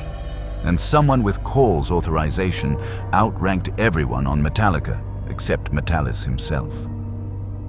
"Compliance," the Alpha finally said. 60 seconds, then standard protocols resume. Gojo's 6 eyes swept across the chaotic battlefield, processing information at speeds that would make conventional analysis seem frozen. He saw the infected, their bodies carrying subtle physiological changes that marked xenoform corruption. Saw the uninfected fleeing in legitimate terror, and saw something else that made his enhanced perception narrow with focus. Children, dozens of them, huddled in a manufacturum corner, some already showing early-stage hybrid characteristics. None too young to understand what was happening, too innocent to deserve execution for biology they didn't choose. "Lex," Gojo said quietly on their private channel. "The kids. Tell me you see a way to save them." Lex's warsuit sensors had already identified the same targets. His response was clinical. 17 juveniles, 11 show definitive hybrid markers, infection irreversible. 6 appear uninfected, but have been exposed to cult psychic conditioning. Saving them requires resources and time we don't have. And even if we extract them, the Mechanicus will demand their execution to prevent potential future outbreaks. "That's not an answer," Gojo said. "That's you explaining why it's hard. I'm asking if it's possible." "Possible?" Lex's tone carried the weight of someone calculating probability matrices. "Yes, and we'd need to fight through hybrid defenders, neutralize the Patriarch to sever psychic control, extract the children before Skitarii purge protocols resume, then somehow convince the Mechanicus that keeping infected juveniles alive serves their interests. The probability of success is approximately 12%. "Then we've got a 12% chance," Gojo said, and started moving toward the children. "Wait!" Lex's warsuit stepped into Gojo's path, servo motors humming with threatening power. "Before you commit to a rescue operation with terrible odds, consider the alternative. I've located the cult Magus, the Psyker coordinating hybrid forces. If we eliminate that target, the uprising collapses. Saves significantly more lives than extracting 17 children, 10 of whom will die anyway from genetic corruption even if we succeed." Gojo's expression went cold. "You want me to abandon kids because saving them is inefficient. I want you to prioritize strategy over sentiment," Lex corrected. "Killing the Magus saves thousands. Rescuing children saves 17, maybe. The math is obvious." "The math," Gojo said slowly, "doesn't include the part where I have to look at scared kids and decide their lives matter less than tactical efficiency, where I become the kind of person who calculates acceptable losses in children's lives." "Then you're prioritizing your feelings over outcomes," Lex said. "Choosing to feel moral rather than be effective. So that's exactly the self-indulgent heroism that gets more people killed while you congratulate yourself for trying. And you're choosing to feel smart rather than be decent, Gojo countered, congratulating yourself for making hard choices that just happened to be convenient for your calculations. They stood facing each other while chaos raged around them, two philosophies colliding at the worst possible moment. Protection versus domination. Principles versus pragmatism. The question that had simmered since their arrival, finally erupting into direct confrontation. Then Gojo said, "Fine. Compromise.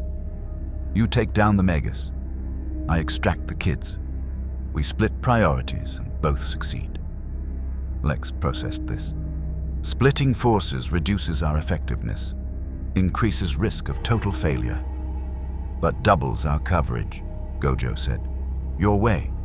We save thousands and sacrifice 17. My way, we maybe save everyone. Splitting means we try both. Yeah, it's riskier, but risk is better than guaranteed abandonment.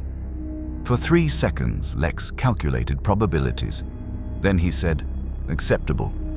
But understand, if your rescue attempt fails, those children's deaths are on your conscience. And if the Magus escapes because I lack your support, the subsequent casualties are your responsibility." "Deal," Gojo said. "Now stop lecturing and start shooting." They separated. Lex's war suit launched toward the thermal distribution systems where the Patriarch lurked, his plasma weapons already charging, his tactical processors calculating optimal kill vectors. Gojo moved toward the children, his infinity shielding him from last fire and hybrid claws as he crossed the battlefield.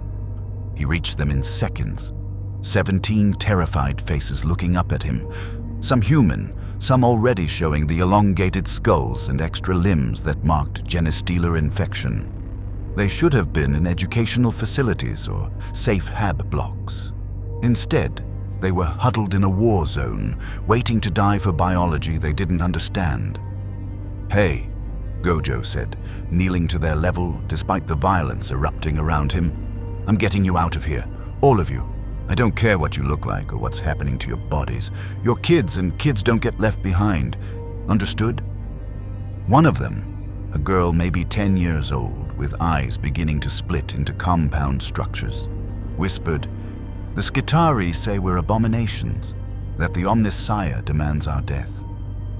"The Skitarii are wrong," Gojo said simply, "and I'm stronger than them. So we're leaving, right now."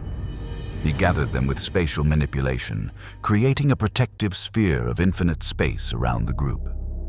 Last fire from renewed Skitarii assault scattered harmlessly against his technique. Hybrids trying to reach them found themselves unable to cross the conceptual distance, their claws stopping centimeters from flesh they couldn't touch. "Domain expansion," Gojo murmured, and reality itself bent to his will. The space around them transformed. Suddenly, the children existed in a pocket dimension where external violence couldn't reach. Not because Gojo had moved them physically, but because he'd manipulated the spatial relationship between inside and outside until the concepts became meaningfully separate. But maintaining that separation required focus. It required him to hold the technique while moving through a battlefield where Skitarii and hybrids both wanted him dead. Required him to protect 17 lives simultaneously while under assault from forces that didn't recognize the sanctity of children who'd been judged contaminated. Across the sector, Lex had found his target. The cult Magus was a horror, a human psyker corrupted by Genestealer genetics and devoted to the Patriarch's cause with religious fervor that made Mechanicus' faith seem casual. Her 4 arms wielded mining equipment transformed into weapons.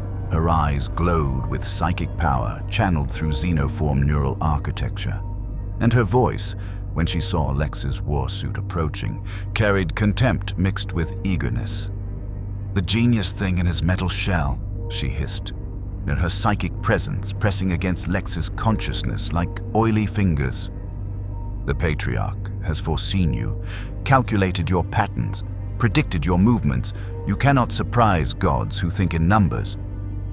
"I don't need to surprise you," Lex said, his war suit's plasma weapons already tracking target solutions faster than the Magus could physically dodge. I need to kill you faster than your prophecy predicted. Let's see whose calculations were more accurate. He fired. The battle between genius and genetic horror, between technology and corrupted psyker power, would determine thousands of lives. And miles away, Gojo carried 17 children through a war zone, protecting them with infinite space while wondering if Lex was right. If sentiment was costing lives that strategy could have saved, the answer would come soon. And it would force both of them to confront the question they'd been avoiding. When protection and pragmatism demanded opposite choices, which philosophy deserved to win? The plasma bolt should have vaporized the Magus instantly. Lex's targeting solutions were perfect, compensated for wind resistance, calculated trajectory drift, predicted evasive patterns. The shot was mathematically guaranteed to hit center mass. It passed through empty space. The Magus had moved before Lex fired, her precognitive abilities allowing her to perceive attack trajectories in the moments before they manifested. Her forearms gestured, and suddenly the air between them filled with psychic force that made Lex's warsuit sensors scream warnings. "You think too loud, genius thing," the Magus said, her voice layered with psychic resonance that bypassed auditory processing to assault consciousness directly. "Your beautiful calculations broadcast themselves through the warp. The Patriarch reads your thoughts as you form them. Every strategy, every backup plan, every contingency you've prepared." She smiled with too many teeth. "You cannot surprise something that knows you better than you know yourself." Lex's brilliant mind processed this tactical nightmare instantly. Standard combat doctrine was useless against precognitive opponents. They'd dodge before you attacked, counter before you defended, exploit weaknesses before you recognized them. Military forces dealt with psychers through overwhelming firepower that couldn't be dodged regardless of foresight, or through specialized null-field technology that suppressed psychic abilities. He had neither, but he had something better, the ability to adapt faster than evolution. "Then I'll think faster than you can read," Lex said, and his war suit's computational processes accelerated to their maximum output. So he began generating thousands of potential attack patterns simultaneously, flooding the psychic space with so much tactical noise that identifying the actual strike became impossible. The Magus's smile faltered as her precognition suddenly faced informational overload. Too many futures, too many possibilities, too much data to process before reality forced one option into manifestation. For the first time in this battle, uncertainty flickered across her alien features. Lex fired again.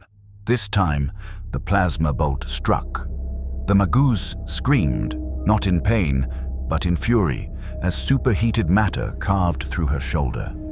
The wound would have killed a normal human. For a Genestealer hybrid psyker, it was merely catastrophic injury that would take precious seconds to regenerate. "Clever," she hissed, ichor steaming from the wound, one overwhelming my senses with possibility, but thinking faster only delays inevitable. The Patriarch still sees, still knows. You cannot outcalculate godhood, mechanical man. "Watch me," Lex said, and launched a second salvo. But the Magus had recovered, her psychic abilities refocused. This time she didn't dodge. She attacked directly, her consciousness slamming into Lex's mind like a battering ram of alien thought. Humans weren't meant to experience Genestealer's psychic architecture, the four-armed Xenar's logic that operated on fundamentally different cognitive principles.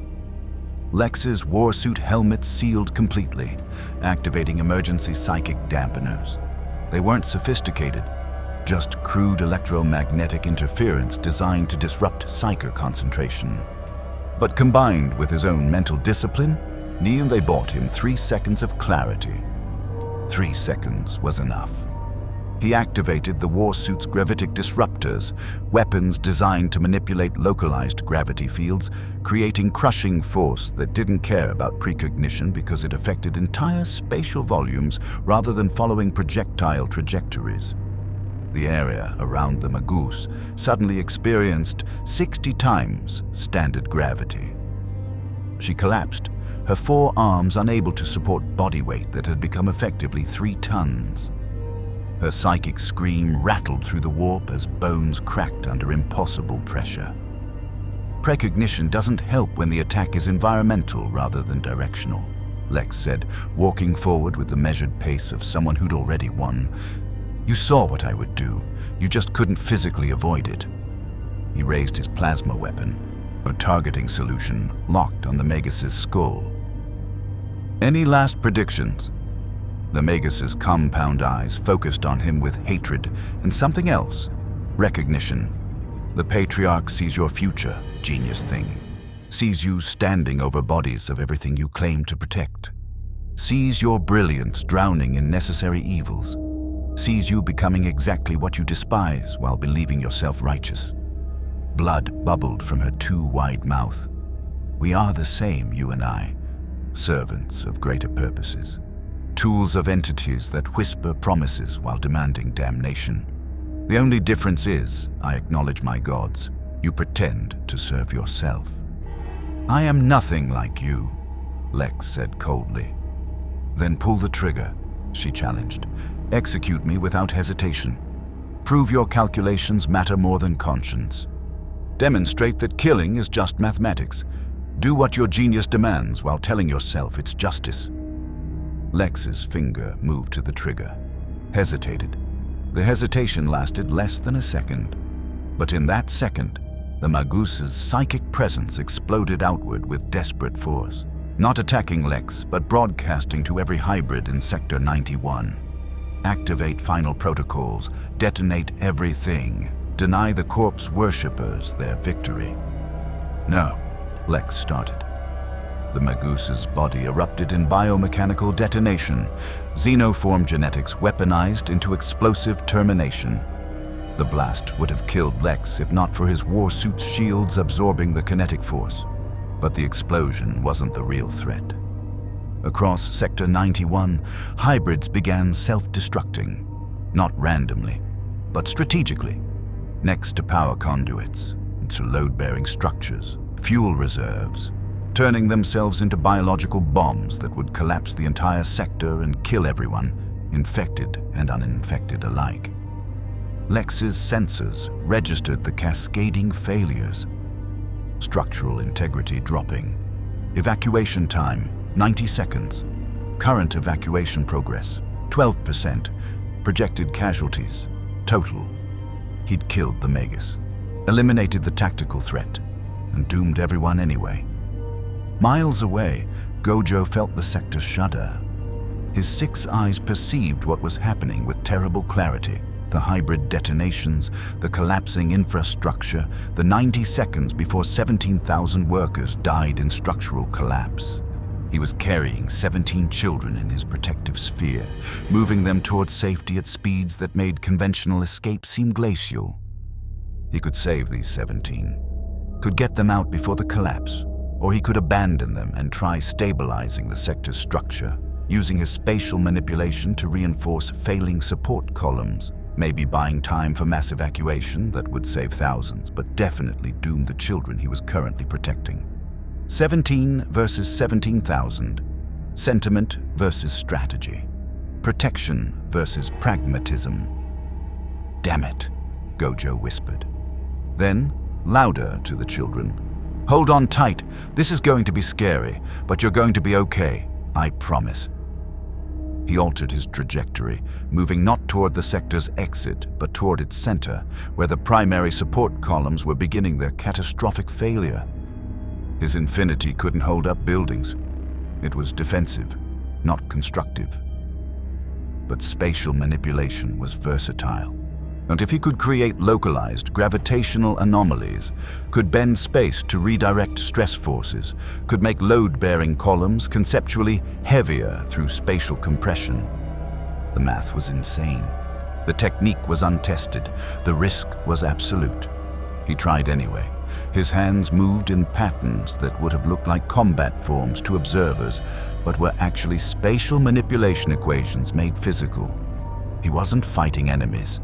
He was fighting physics itself, forcing the laws of structural engineering to bend around his will. The primary column that should have collapsed didn't, because Gojo had folded space around it, making the column exist in multiple locations simultaneously, distributing stress across impossible geometry that couldn't fail because failure would require existing in single continuous space. "Keep holding," he told the children. His concentration stretched to limits even his enhanced mind struggled to maintain. Almost there. Another column stabilized. Another evacuation route secured. Thousands of workers fleeing toward exits that should have been blocked, should have been death traps, but remained open because one man was rewriting spatial relationships faster than engineering failure could progress. Lex watched from his warsuit's external sensors, seeing what Gojo was attempting, seeing the impossible succeed through sheer stubborn refusal to accept that buildings fell when their structural integrity failed. "You magnificent, stubborn idiot," Lex murmured, his respect genuine despite philosophical opposition. Then, into their private channel. "Gojo, I'm redirecting Skitarii forces to prioritize the children's extraction. Here you focus on the sector. I'll ensure they survive." "You'll save them?" Gojo asked, his voice strained by the effort of holding up 17,000 tons of industrial infrastructure through willpower and spatial manipulation. "Promise." "I promise," Lex said, and meant it. "Your sentiment is going to get you killed someday, but today I'll make sure it accomplishes something." Lex's warsuit moved with calculated precision, intercepting Skitarii squads, overriding their purge protocols through Cole's authority, redirecting them toward the children Gojo had protected. Gave them new orders: extract juveniles, priority alpha, maintain non-lethal protocols, deliver to quarantine facilities rather than execution chambers. The Skitarii complied. Not happily, but efficiently. Within 30 seconds, the 17 children were being carried towards safety by the same forces that had wanted them dead minutes earlier. Gojo sensed their extraction through his 6 eyes, felt the weight of responsibility lift slightly, redirected all his focus to the structural stabilization, his technique burning through energy reserves faster than any fight had ever demanded.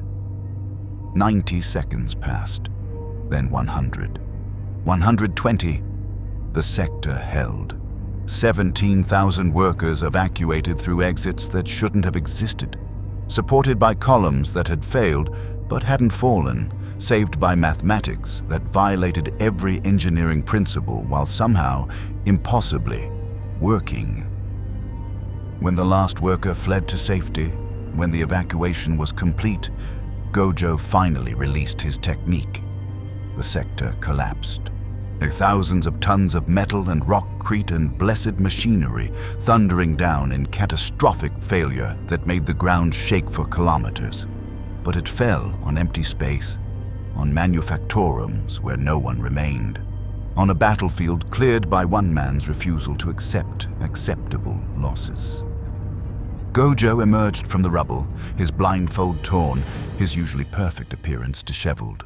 Exhausted in ways he hadn't experienced since facing special-grade curses on Earth, but alive, successful. And behind him, Lex's warsuit approached with 17 children in tow, their extraction complete. "You saved everyone," Lex said, and his tone carried something between admiration and exasperation. Defied probability, ignored mathematical certainty. Achieved outcomes that should have been impossible through sheer bloody-minded determination to not make difficult choices. "Yeah," Gojo said tiredly. "That's kind of my thing."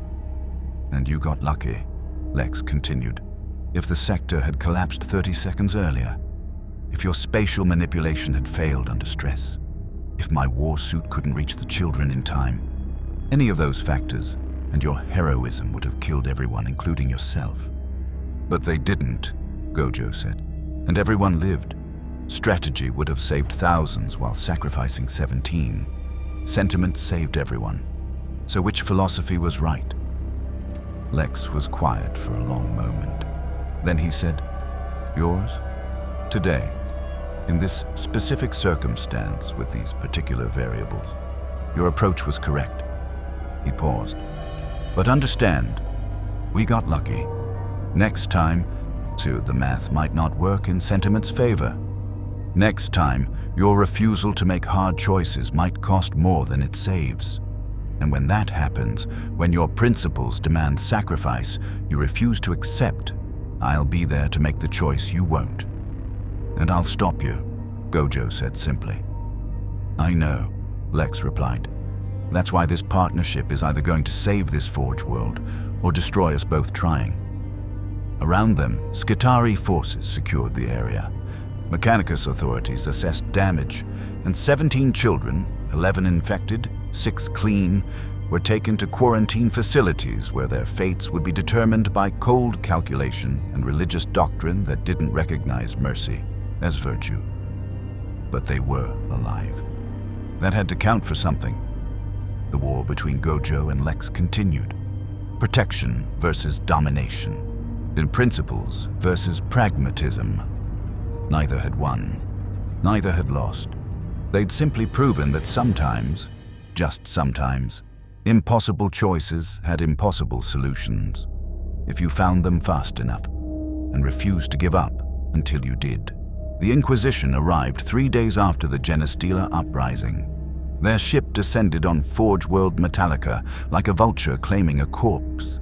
Black-hulled, festooned with purity seals the size of building facades, broadcasting hymns of divine judgment that made tech priests fall to their knees in reflexive terror. Inquisitor Helbrecht of the Ordo Xenos had jurisdiction over Genestealer threats, and his reputation preceded him like a funeral shroud. He had purged 47 worlds, condemned 12 to exterminatus, executed 200,000 Imperial citizens for suspected infection. His philosophy was simple. Uncertainty meant contamination, and contamination meant death. Better a billion innocents burn than one hybrid escape to spread corruption. Gojo and Lex watched his arrival from their workshop, and Lex's sensors tracking the inquisitorial vessels with tactical assessment, while Gojo's 6 eyes perceived something darker, the absolute certainty radiating from Helbrecht's retinue, the fanatical conviction that made reasonable negotiation impossible. This is going to be bad, Gojo said. Worse than bad, Lex corrected, his fingers dancing across hololithic displays showing inquisitorial deployment patterns. Helbrecht's forces are establishing containment perimeters around quarantine facilities. He's not here to assess infection vectors. He's here to execute everyone who survived the uprising regardless of actual contamination status.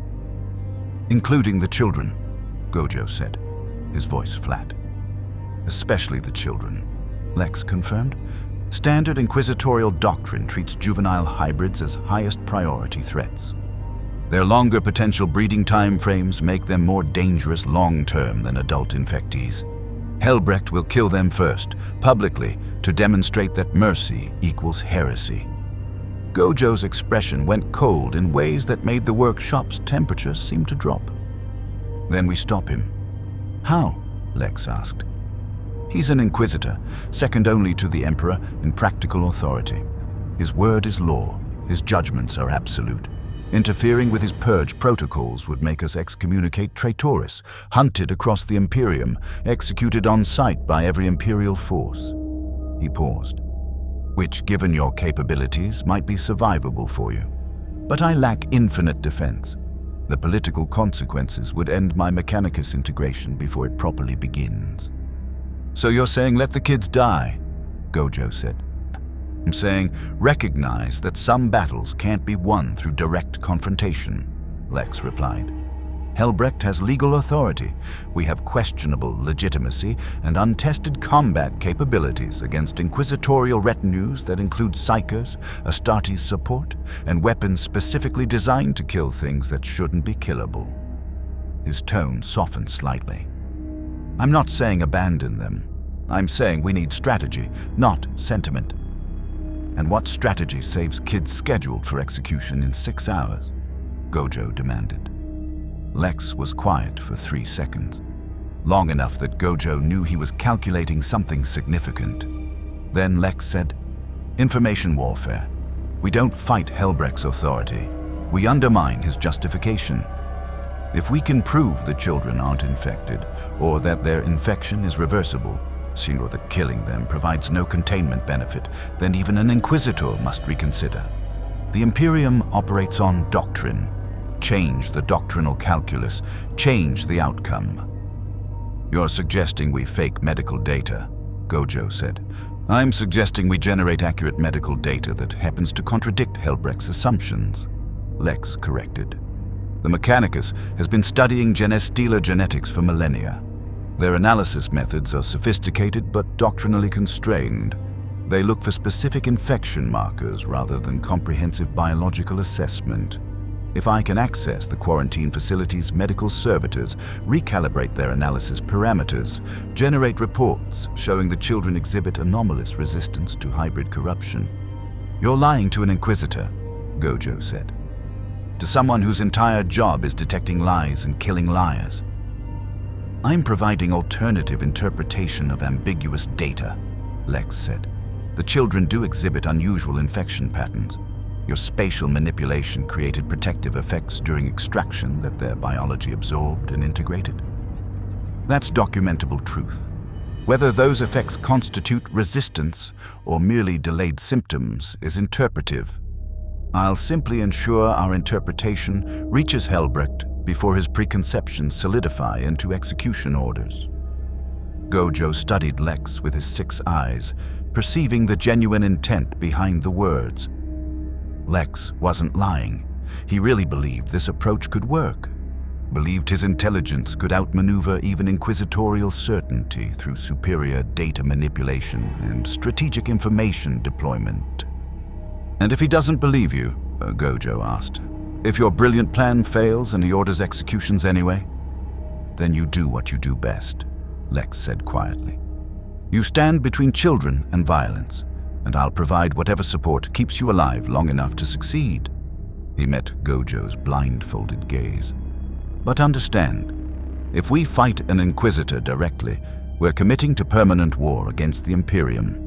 Every choice after that becomes survival versus damnation. Is that really what you want?" Before Gojo could answer, Isara burst through the workshop entrance. Her usual composure shattered into visible panic. "They're coming. Helbrecht's Death Watch kill team. They're heading here right now. Metalis told them about you both. The Dimensional Travelers, the Genestealer uprising, your interference with standard purge protocols. Helbrecht wants you for interrogation, possibly execution." "Time frame?" Lex asked, instantly shifting into tactical mode. "Minutes," Isara said. "Maybe less. They move fast." Gojo's casual demeanor evaporated entirely. "Then we move faster. Lex, can you implement your data manipulation plan in 5 minutes? With proper access and 0 interruptions?" "Yes." "With inquisitorial kill teams hunting us?"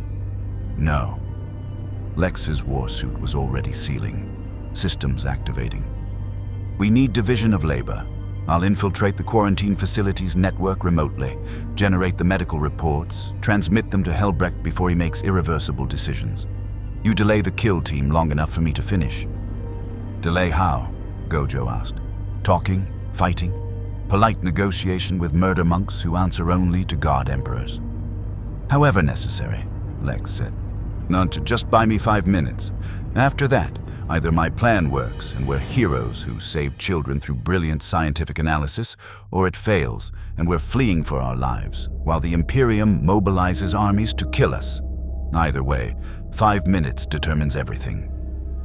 Gojo felt the weight of that timeline. 5 minutes. 300 seconds. The difference between saving 17 lives and starting a war that would consume thousands. The moment where his principles would either prove sufficient or catastrophically inadequate. "All right," Gojo said. 5 minutes. But Lex, if your plan fails, if those kids die anyway, we're done. No more partnership. No more compromises.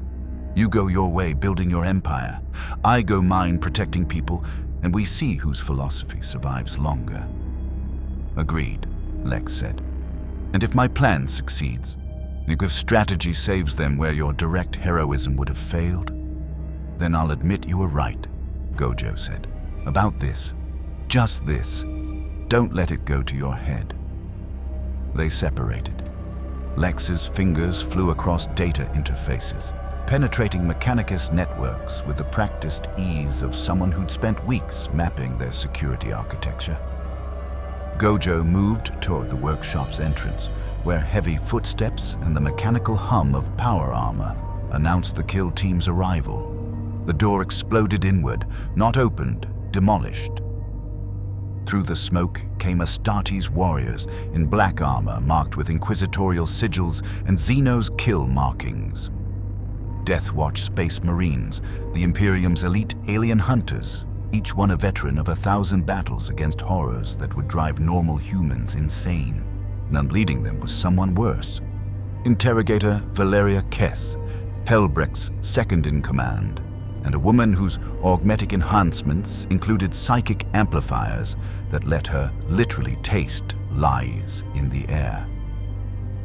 "Gojo Satoru," Kess said, her voice carrying harmonics that bypassed auditory processing to assault consciousness directly. "Dimensional anomaly, unregistered psyker, interferer with inquisitorial operations. You will submit to immediate neural interrogation or be terminated. These are your only options." Gojo smiled, and it was the casual smile of someone who'd faced down threats that made Space Marines seem quaint. "How about option 3? I stand here for 5 minutes while you fail to touch me. Then we all have a conversation about why killing children is maybe not the best use of Imperium resources." "Heresy," one of the Deathwatch Marines growled, his bolter already aimed at Gojo's chest. "The creature admits it seeks to interfere with righteous judgment." "I seek to prevent murder," Gojo corrected. "There's a difference. Though I'm guessing you guys don't really do nuance." Kess's augmetic eyes focused on Gojo with intensity that would have made normal humans confess sins they hadn't committed. "You radiate confidence that suggests either genuine power or catastrophic delusion. We shall determine which." "Squad. Non-lethal suppression. I want him conscious for interrogation." The Deathwatch opened fire. The bolt rounds, mass reactive ammunition designed to penetrate armor before detonating inside targets, converged on Gojo from 6 angles. Sufficient firepower to reduce a carnifex to paste. Overkill for anything human-sized. They stopped 3 centimeters from his body, suspended by infinity. "Okay," Gojo said conversationally as the Deathwatch stared at impossible physics. "Now that we've established I can't be shot, let's talk about those 5 minutes. You guys like conversation, right? Emperor worship?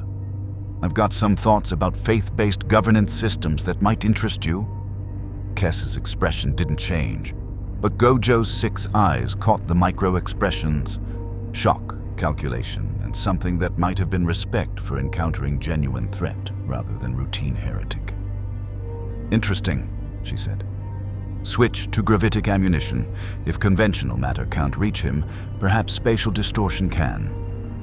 The Deathwatch reloaded with specialized bolt shells containing micro-singularities, ammunition that didn't just penetrate armor but warped space itself. When they fired again, Gojo felt his infinity strain for the first time since arriving in this universe. The gravitic rounds were attacking space directly, the same medium his technique manipulated. It was like fighting fire with fire, infinity against curvature, and suddenly the battle wasn't trivial anymore. "Clever," Gojo admitted, his concentration sharpening. "You guys actually thought about the problem instead of just shooting harder. I appreciate that. Makes this more interesting." He could hold them off. So his infinity was fundamental. It didn't care about specialized ammunition or clever tactics. But holding meant concentrating, and concentration meant time, and time was the resource Lex needed most. 4 minutes, 30 seconds remaining.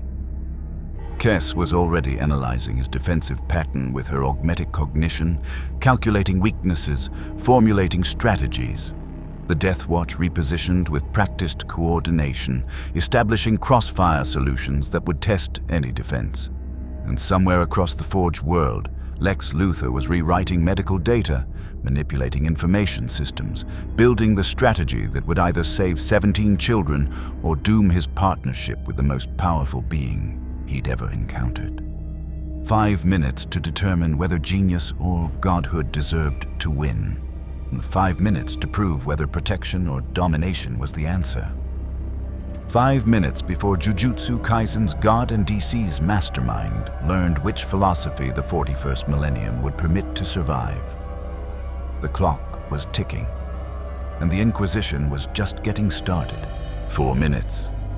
Gojo maintained his infinity while 6 Death Watch Marines systematically tested every angle, elevation, and approach vector. Their gravitic rounds warped space around him in ways that made normal defensive techniques useless. You couldn't dodge attacks that bent trajectory mid-flight, couldn't block forces that operated on dimensional rather than kinetic principles. But Gojo's technique was infinite space itself. The gravitic distortions attacked the medium, yes, but there was always more space beyond the distortion. Always another layer of infinity between attack and target. The Marines were fighting mathematics with physics, and mathematics was winning. Target exhibits defensive capabilities exceeding theoretical limits, one Marine reported through Vox channels. Recommend escalation to Hellfire protocols. Denied, Kess said, her augmetic eyes never leaving Gojo. Hellfire rounds would compromise structural integrity. We're inside a manufactorum complex housing 17,000 workers. Acceptable casualties, 0. She tilted her head, studying him with the focus of someone solving an equation. You're stalling, buying time for something. The question is what? Gojo's smile didn't waver, but internally he recalculated. 3 minutes, 40 seconds. Lex needed almost 4 more minutes to complete his data manipulation and transmit falsified medical reports that would convince an Inquisitor to spare lives. And Kess had already identified the stalling tactic. Maybe I just like conversation, Gojo said. You Imperium folks are so serious all the time. Where's the fun in life when every interaction is judgment and execution? There is no fun in the 41st millennium, Kess replied. Only duty, service, the eternal struggle against corruption that would consume humanity if we showed weakness for even 1 moment. Her voice carried genuine conviction rather than propaganda. You speak of enjoying life as if that were virtue. Every moment spent in pleasure is a moment not spent in vigilance. Every laugh is an invitation for darkness to strike while we're distracted. Fun is heresy when existence itself hangs by threads we must constantly reinforce through sacrifice and suffering. That's the saddest thing I've ever heard, Gojo said, and meant it. You've built a civilization that forbids joy, that treats happiness as weakness. See how that convinces people suffering is virtue and hope is corruption. How do you not see how completely messed up that is? Because it works, Kess said simply. Humanity survives. 10,000 years against impossible odds. Against chaos that seduces through pleasure. Against Xenos that breed through our compassion. Against entropy itself. We survive because we reject the luxuries that damn civilizations. Because we understand that in this universe, the price of existence is everything that makes existence worth having. 3 minutes. Gojo felt the philosophical weight pressing against him almost as much as the gravitic rounds. Kess wasn't wrong. The Imperium had survived longer than any civilization should, given the threats it faced. But survival through suffering wasn't triumph. It was just slow-motion defeat dressed as victory. So you'd kill those kids, Gojo said, shifting tactics. The ones in quarantine. Because they might be infected. Because maybe, possibly, they could spread corruption. Kill them to be safe. That's your survival strategy. Yes, Kess said without hesitation. 17 potential vectors eliminated prevents millions of definite casualties. The mathematics is obvious. The morality is irrelevant. We do what preserves humanity, regardless of what it costs our souls. And you believe that, Gojo said, his 6 eyes reading her completely. You're not lying or posturing. You genuinely think murdering children is righteous because the spreadsheet says it reduces risk. I know it is, Kess corrected. I've seen worlds fall to Genestealer infection that started with one overlooked hybrid. Watched populations transform from human to Xenos over 3 generations because someone showed mercy when doctrine demanded execution. Survived scenarios where compassion killed billions. Her augmetic eyes glowed with certainty absolute. Your moral outrage is luxury purchased with ignorance. You've never watched mercy doom civilizations. I have. So yes, I would kill 17 children to prevent that happening again. And I do it knowing I'm saving more lives than your principles ever will. 2 minutes, 30 seconds. Across the Forge world, Lex's fingers flew through data manipulation with desperate speed. The quarantine facility's medical servitors had already analyzed the children's biological markers. 11 showed definitive Genestealer corruption. 6 exhibited exposure symptoms but no genetic integration. Yet a standard protocol demanded execution of all 17. Lex was rewriting that conclusion. He manipulated the servitor's analysis parameters, adjusted sensitivity thresholds, introduced anomalous data artifacts that suggested the children's biology was responding differently than standard hybrid infection patterns. Generated hypothesis papers citing research that didn't exist, referenced tech priest authorities who'd never studied this phenomenon, built an entire edifice of plausible scientific justification for reconsidering the execution order. It was brilliant, elegant, the kind of information warfare that turned certainty into doubt and bought time for actual research that might vindicate his fabrications. It was also fraud, complete, deliberate falsification of medical data for political purposes. The kind of action that, and if discovered, would make him excommunicate traitorous and justify every harsh thing Gojo had ever accused him of becoming. But it would save 17 lives. Maybe. If Helbrecht believed it, if the Inquisitor valued scientific accuracy over doctrinal convenience, if Lex's genius could outmaneuver 10,000 years of paranoid certainty. 2 minutes. Back in the Manufactorum, Gojo was running out of stalling tactics. Kess had ordered the Death Watch to cease fire and was now approaching him directly, her augmetic enhancements flaring with psychic energy that made the air itself feel hostile. You're a psyker, she said. Your defensive technique resonates with warp energy, which means you're subject to the same vulnerabilities as every other witch who thinks their power makes them special. She raised one augmetic hand, and when suddenly Gojo felt pressure against his mind that had nothing to do with physical force.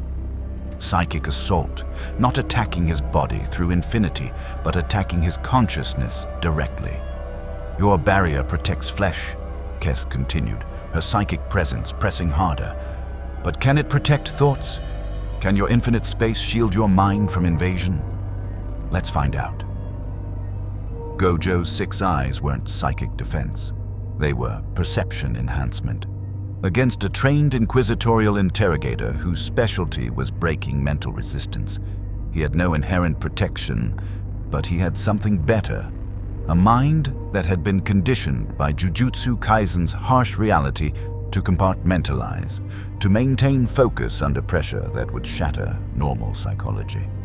He'd faced special-grade curses that attacked sanity itself, and he'd fought opponents whose techniques specifically targeted consciousness. Nice try, Gojo said, his mental defenses holding despite the assault. But I've had evil spirits try to possess me since I was 6 years old. Your psychic pressure is just Tuesday for me. Kess's expression shifted. Not frustration, but recalculation. You've trained mental resistance, unusual for someone claiming to be merely physical combatant, which suggests either you're lying about your capabilities or Your home reality forced psychological conditioning as survival necessity? Either way, she intensified the psychic assault, her augmetics glowing with power that made servitors nearby experience cognitive glitches. Everyone breaks eventually. It's just a question of duration. 1 minute 30 seconds. Gojo felt his mental defenses straining. Kess was stronger than the curses he'd faced. More sophisticated, more experienced, supported by technology that amplified natural talent into something approaching demonic. He could hold, but holding meant concentrating on defense, which meant not concentrating on his surroundings, which meant not noticing when the Death Watch repositioned for the real attack. They struck simultaneously, 6 Marines coordinating assault patterns with the precision of beings who'd fought together for decades. Not at Gojo, but at the workshop's floor beneath him. Melter charges activated, superheating rockcrete until it became molten slag. Gojo's infinity protected him from the heat, but it didn't prevent the ground from liquefying. Didn't stop gravity from pulling him towards suddenly non-solid flooring. His technique created infinite space between attacks and his body, but infinite space still existed within gravitational fields. He couldn't fly in this universe like he could on Earth. Local physics constrained even his reality manipulation. He started sinking into molten rockcrete, his infinity preventing burns but not preventing displacement. And once he was submerged, once visibility was compromised and mobility restricted, the Death Watch would have significant tactical advantages. Clever, Gojo admitted, using his spatial manipulation to create platforms of compressed air beneath his feet. Attack the environment instead of the target. I'll have to remember that one. 1 minute. Lex was finalizing his data manipulation, transmitting falsified medical reports directly to Helbrecht's command vessel. He was hoping the Inquisitor would review them before issuing execution orders. The reports were perfect, internally consistent, scientifically plausible, and complete fabrications that would collapse under expert scrutiny, but might hold up under inquisitorial deadline pressure. 30 seconds. Gojo created a spatial anomaly beneath himself, essentially teleporting 3 meters to the left, escaping the molten floor trap. The Death Watch adapted instantly, already calculating his new position, preparing follow-up attacks. Kess's psychic assault intensified, her augmetics straining with the effort of breaking someone whose mental conditioning rivaled Astarte's training. "You're strong," she admitted. "Stronger than most psychos I've interrogated. But strength isn't enough. Everyone has breaking points, memories they'd rather forget, knee fears they've buried, guilt they've suppressed. Let me find yours." Her psychic presence dug deeper, searching for trauma to exploit, weakness to leverage. And she found it, not in Gojo's past, but in his present situation. The weight of responsibility, the fear that his principles were luxuries this universe couldn't afford. The doubt that maybe, possibly, Lex's ruthless pragmatism was right, and his idealistic heroism was just naive arrogance that would cost more lives than it saved. "There," Kess whispered, her voice directly in his mind. "You're afraid you're wrong. Afraid your mercy is cruelty.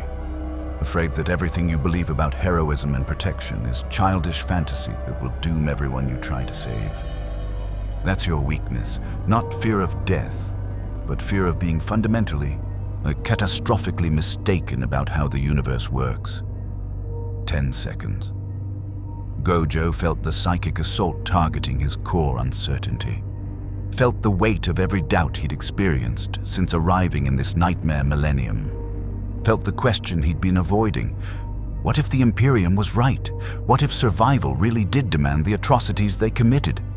What if his refusal to make hard choices was just cowardice disguised as principle? 5 seconds. Then his communication device chimed. Lex's signal that the data transmission was complete. "Time's up," Gojo said, his mental defenses snapping back into perfect focus. Whatever doubts Kes had exploited suddenly became irrelevant compared to the knowledge that Lex had succeeded.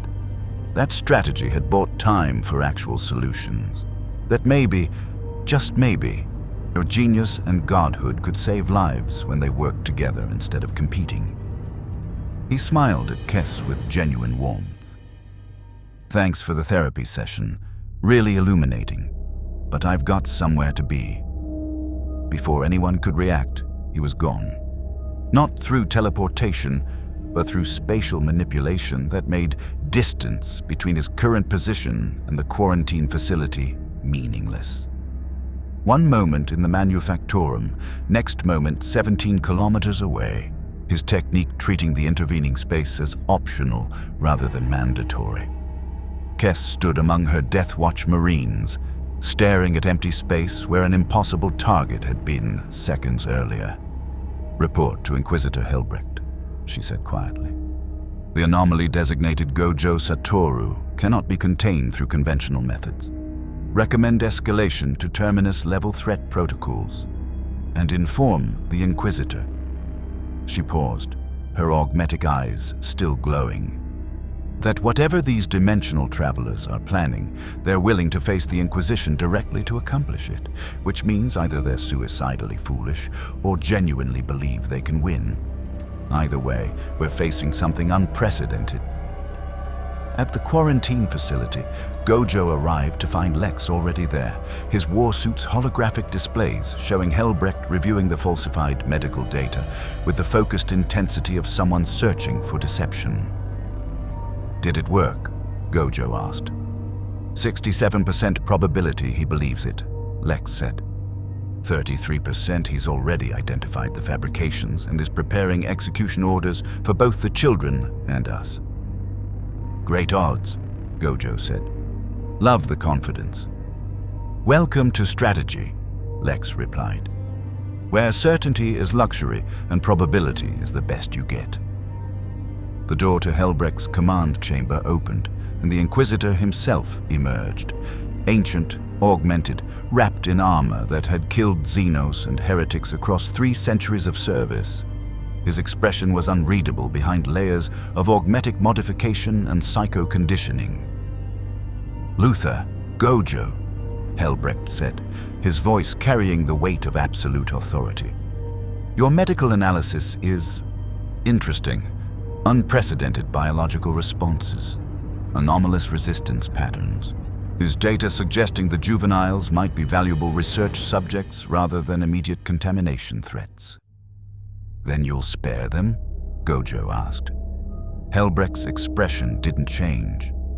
"I'll delay their execution for 72 hours, while my own specialists verify your findings. If your analysis proves accurate, they may earn continued existence as quarantine specimens.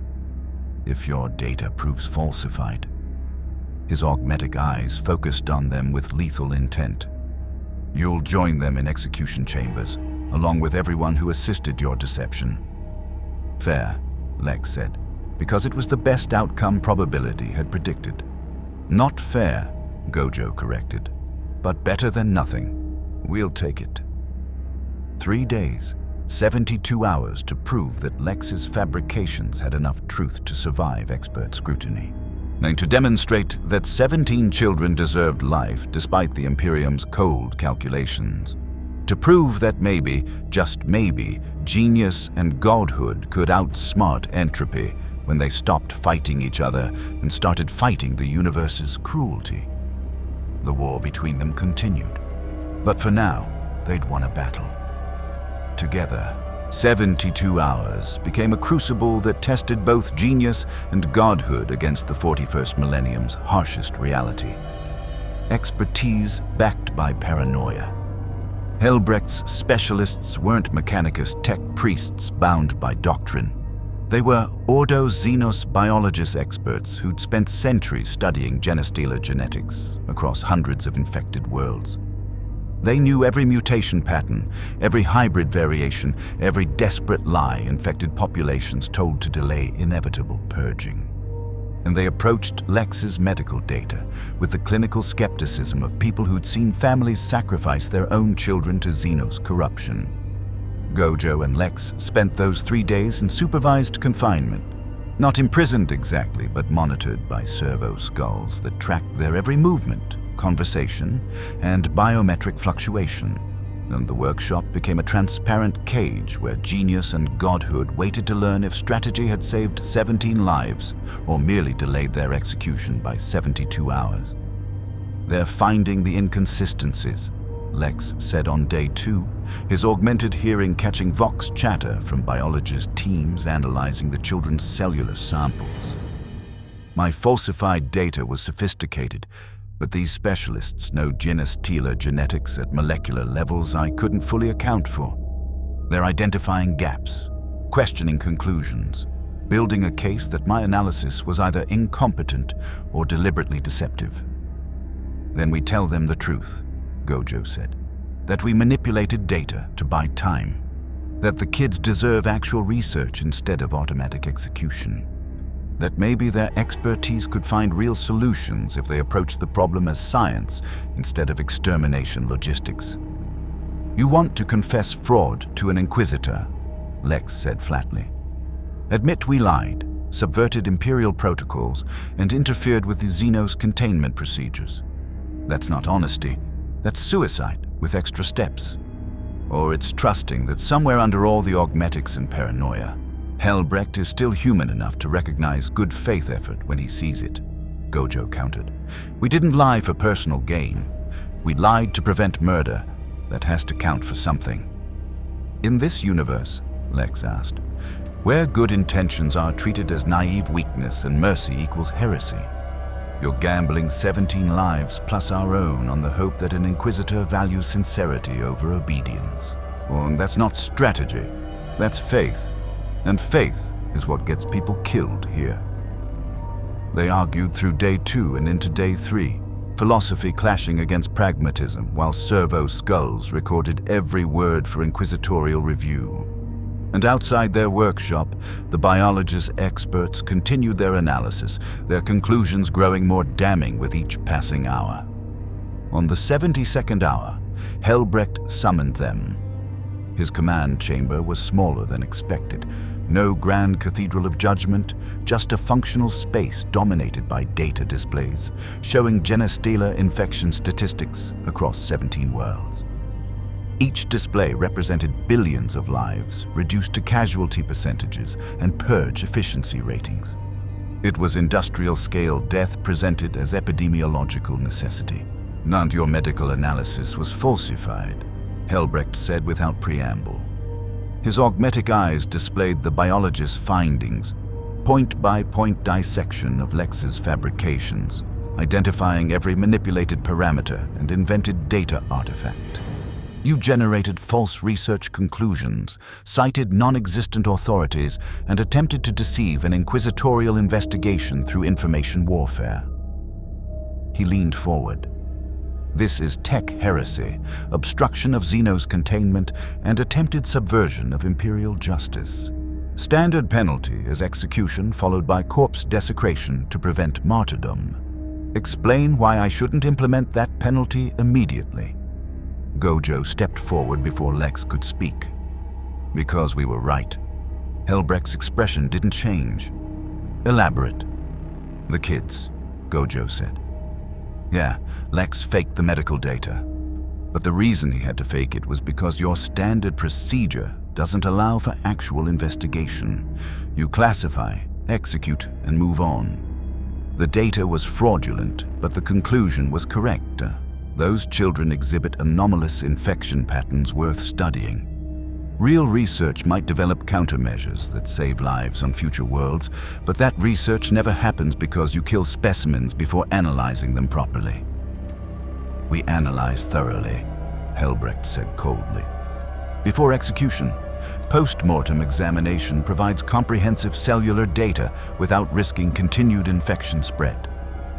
Dead specimens can't demonstrate resistance mechanisms in action," Lex interjected, recognizing Gojo's opening and building on it. "Can't show how their biology fights xenoform corruption. Can't provide living tissue samples for experimental treatment development. You're optimizing for containment at the expense of understanding."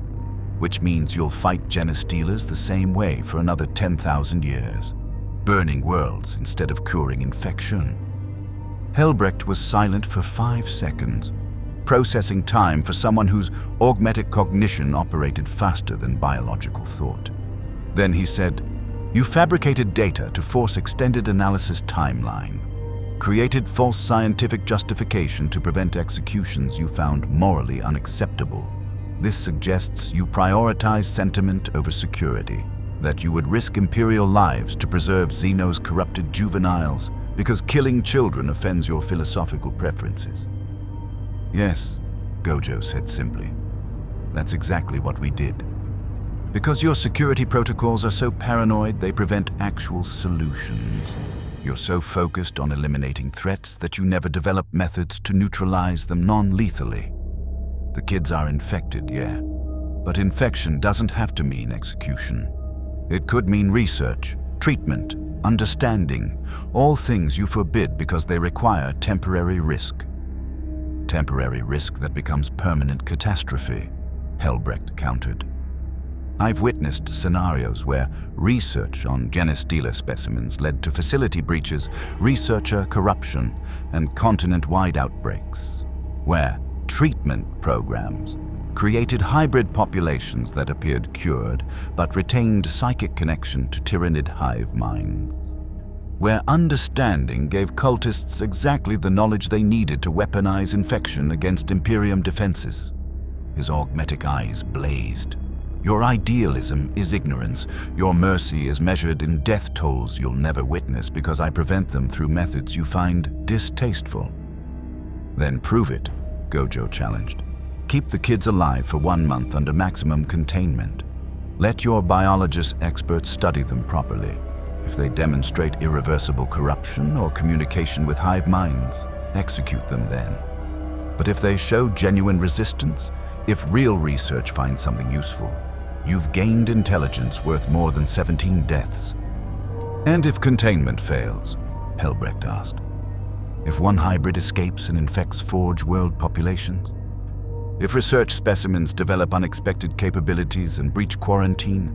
Who bears responsibility for casualties resulting from your demanded mercy?" "I do," Gojo said. "If they escape, I'll stop them. If they infect others, I'll contain the spread. If your worst-case scenarios manifest, I'll handle them personally. You want accountability? Fine, I'm accountable. Blame me for everything that goes wrong. Credit your protocols for everything that goes right. But give them 1 month." Helbrecht studied Gojo with intensity that made servo school optical sensors strain. "You're offering yourself as guarantor. Personal responsibility for Xeno's containment that could doom billions if your confidence proves misplaced." He turned to Lex. "And you? The genius who falsified medical data? What accountability do you offer?" Lex met Helbrecht's gaze without flinching. "I'll develop the research protocols, design containment systems that satisfy your security requirements while permitting meaningful study, build monitoring technology that detects corruption before it spreads, apply my intelligence to solving problems your Mechanicus orthodoxy prevents addressing. And if my systems fail, if my confidence in engineering solutions proves unfounded," he paused, "execute me alongside the specimens. I'm willing to stake my life on the belief that science can achieve what extermination cannot." Another 5 seconds of silence. Then Helbrecht said something neither of them expected. "Acceptable?" Gojo blinked. "Wait, really? The Ordo Xenos exists to contain threats, not to mindlessly exterminate them," Helbrecht said. "And if containment can be achieved while extracting useful intelligence, that serves the Imperium better than reflexive purging. Your offer of personal accountability addresses my primary concern, that idealism without responsibility breeds catastrophe. And Luthor's engineering expertise might indeed develop countermeasures our standard methodology cannot achieve." He gestured at a hololithic display. "You'll have 30 days. The juveniles remain in quarantine under biologist's supervision. You'll design containment protocols that satisfy inquisitorial security standards.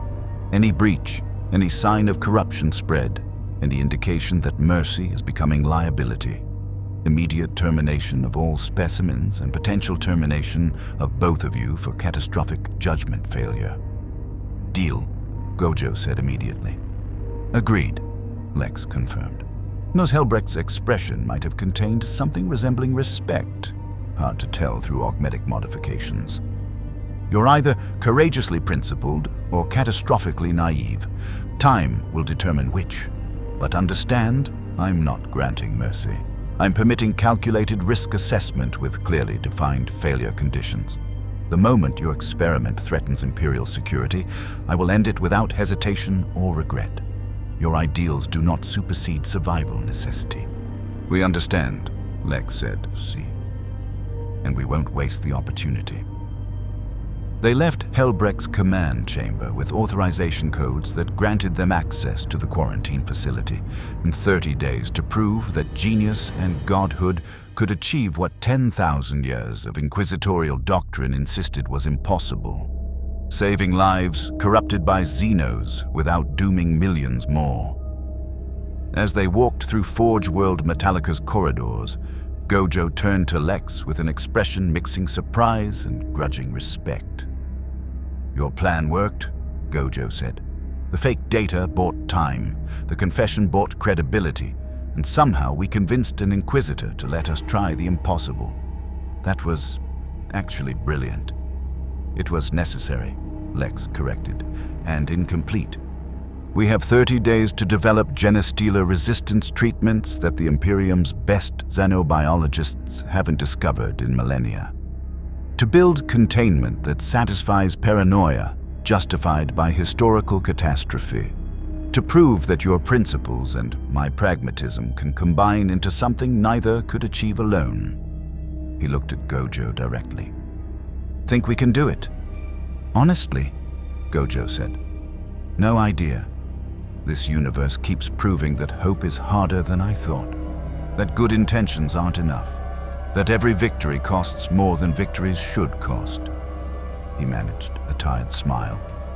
But we're trying anyway. Because the alternative is becoming exactly what we oppose. People who calculate that some lives don't matter because the math says saving them is inefficient. Then we'd better succeed, Lex said. Because if we fail, hence we won't just doom 17 children, we'll prove the Imperium right.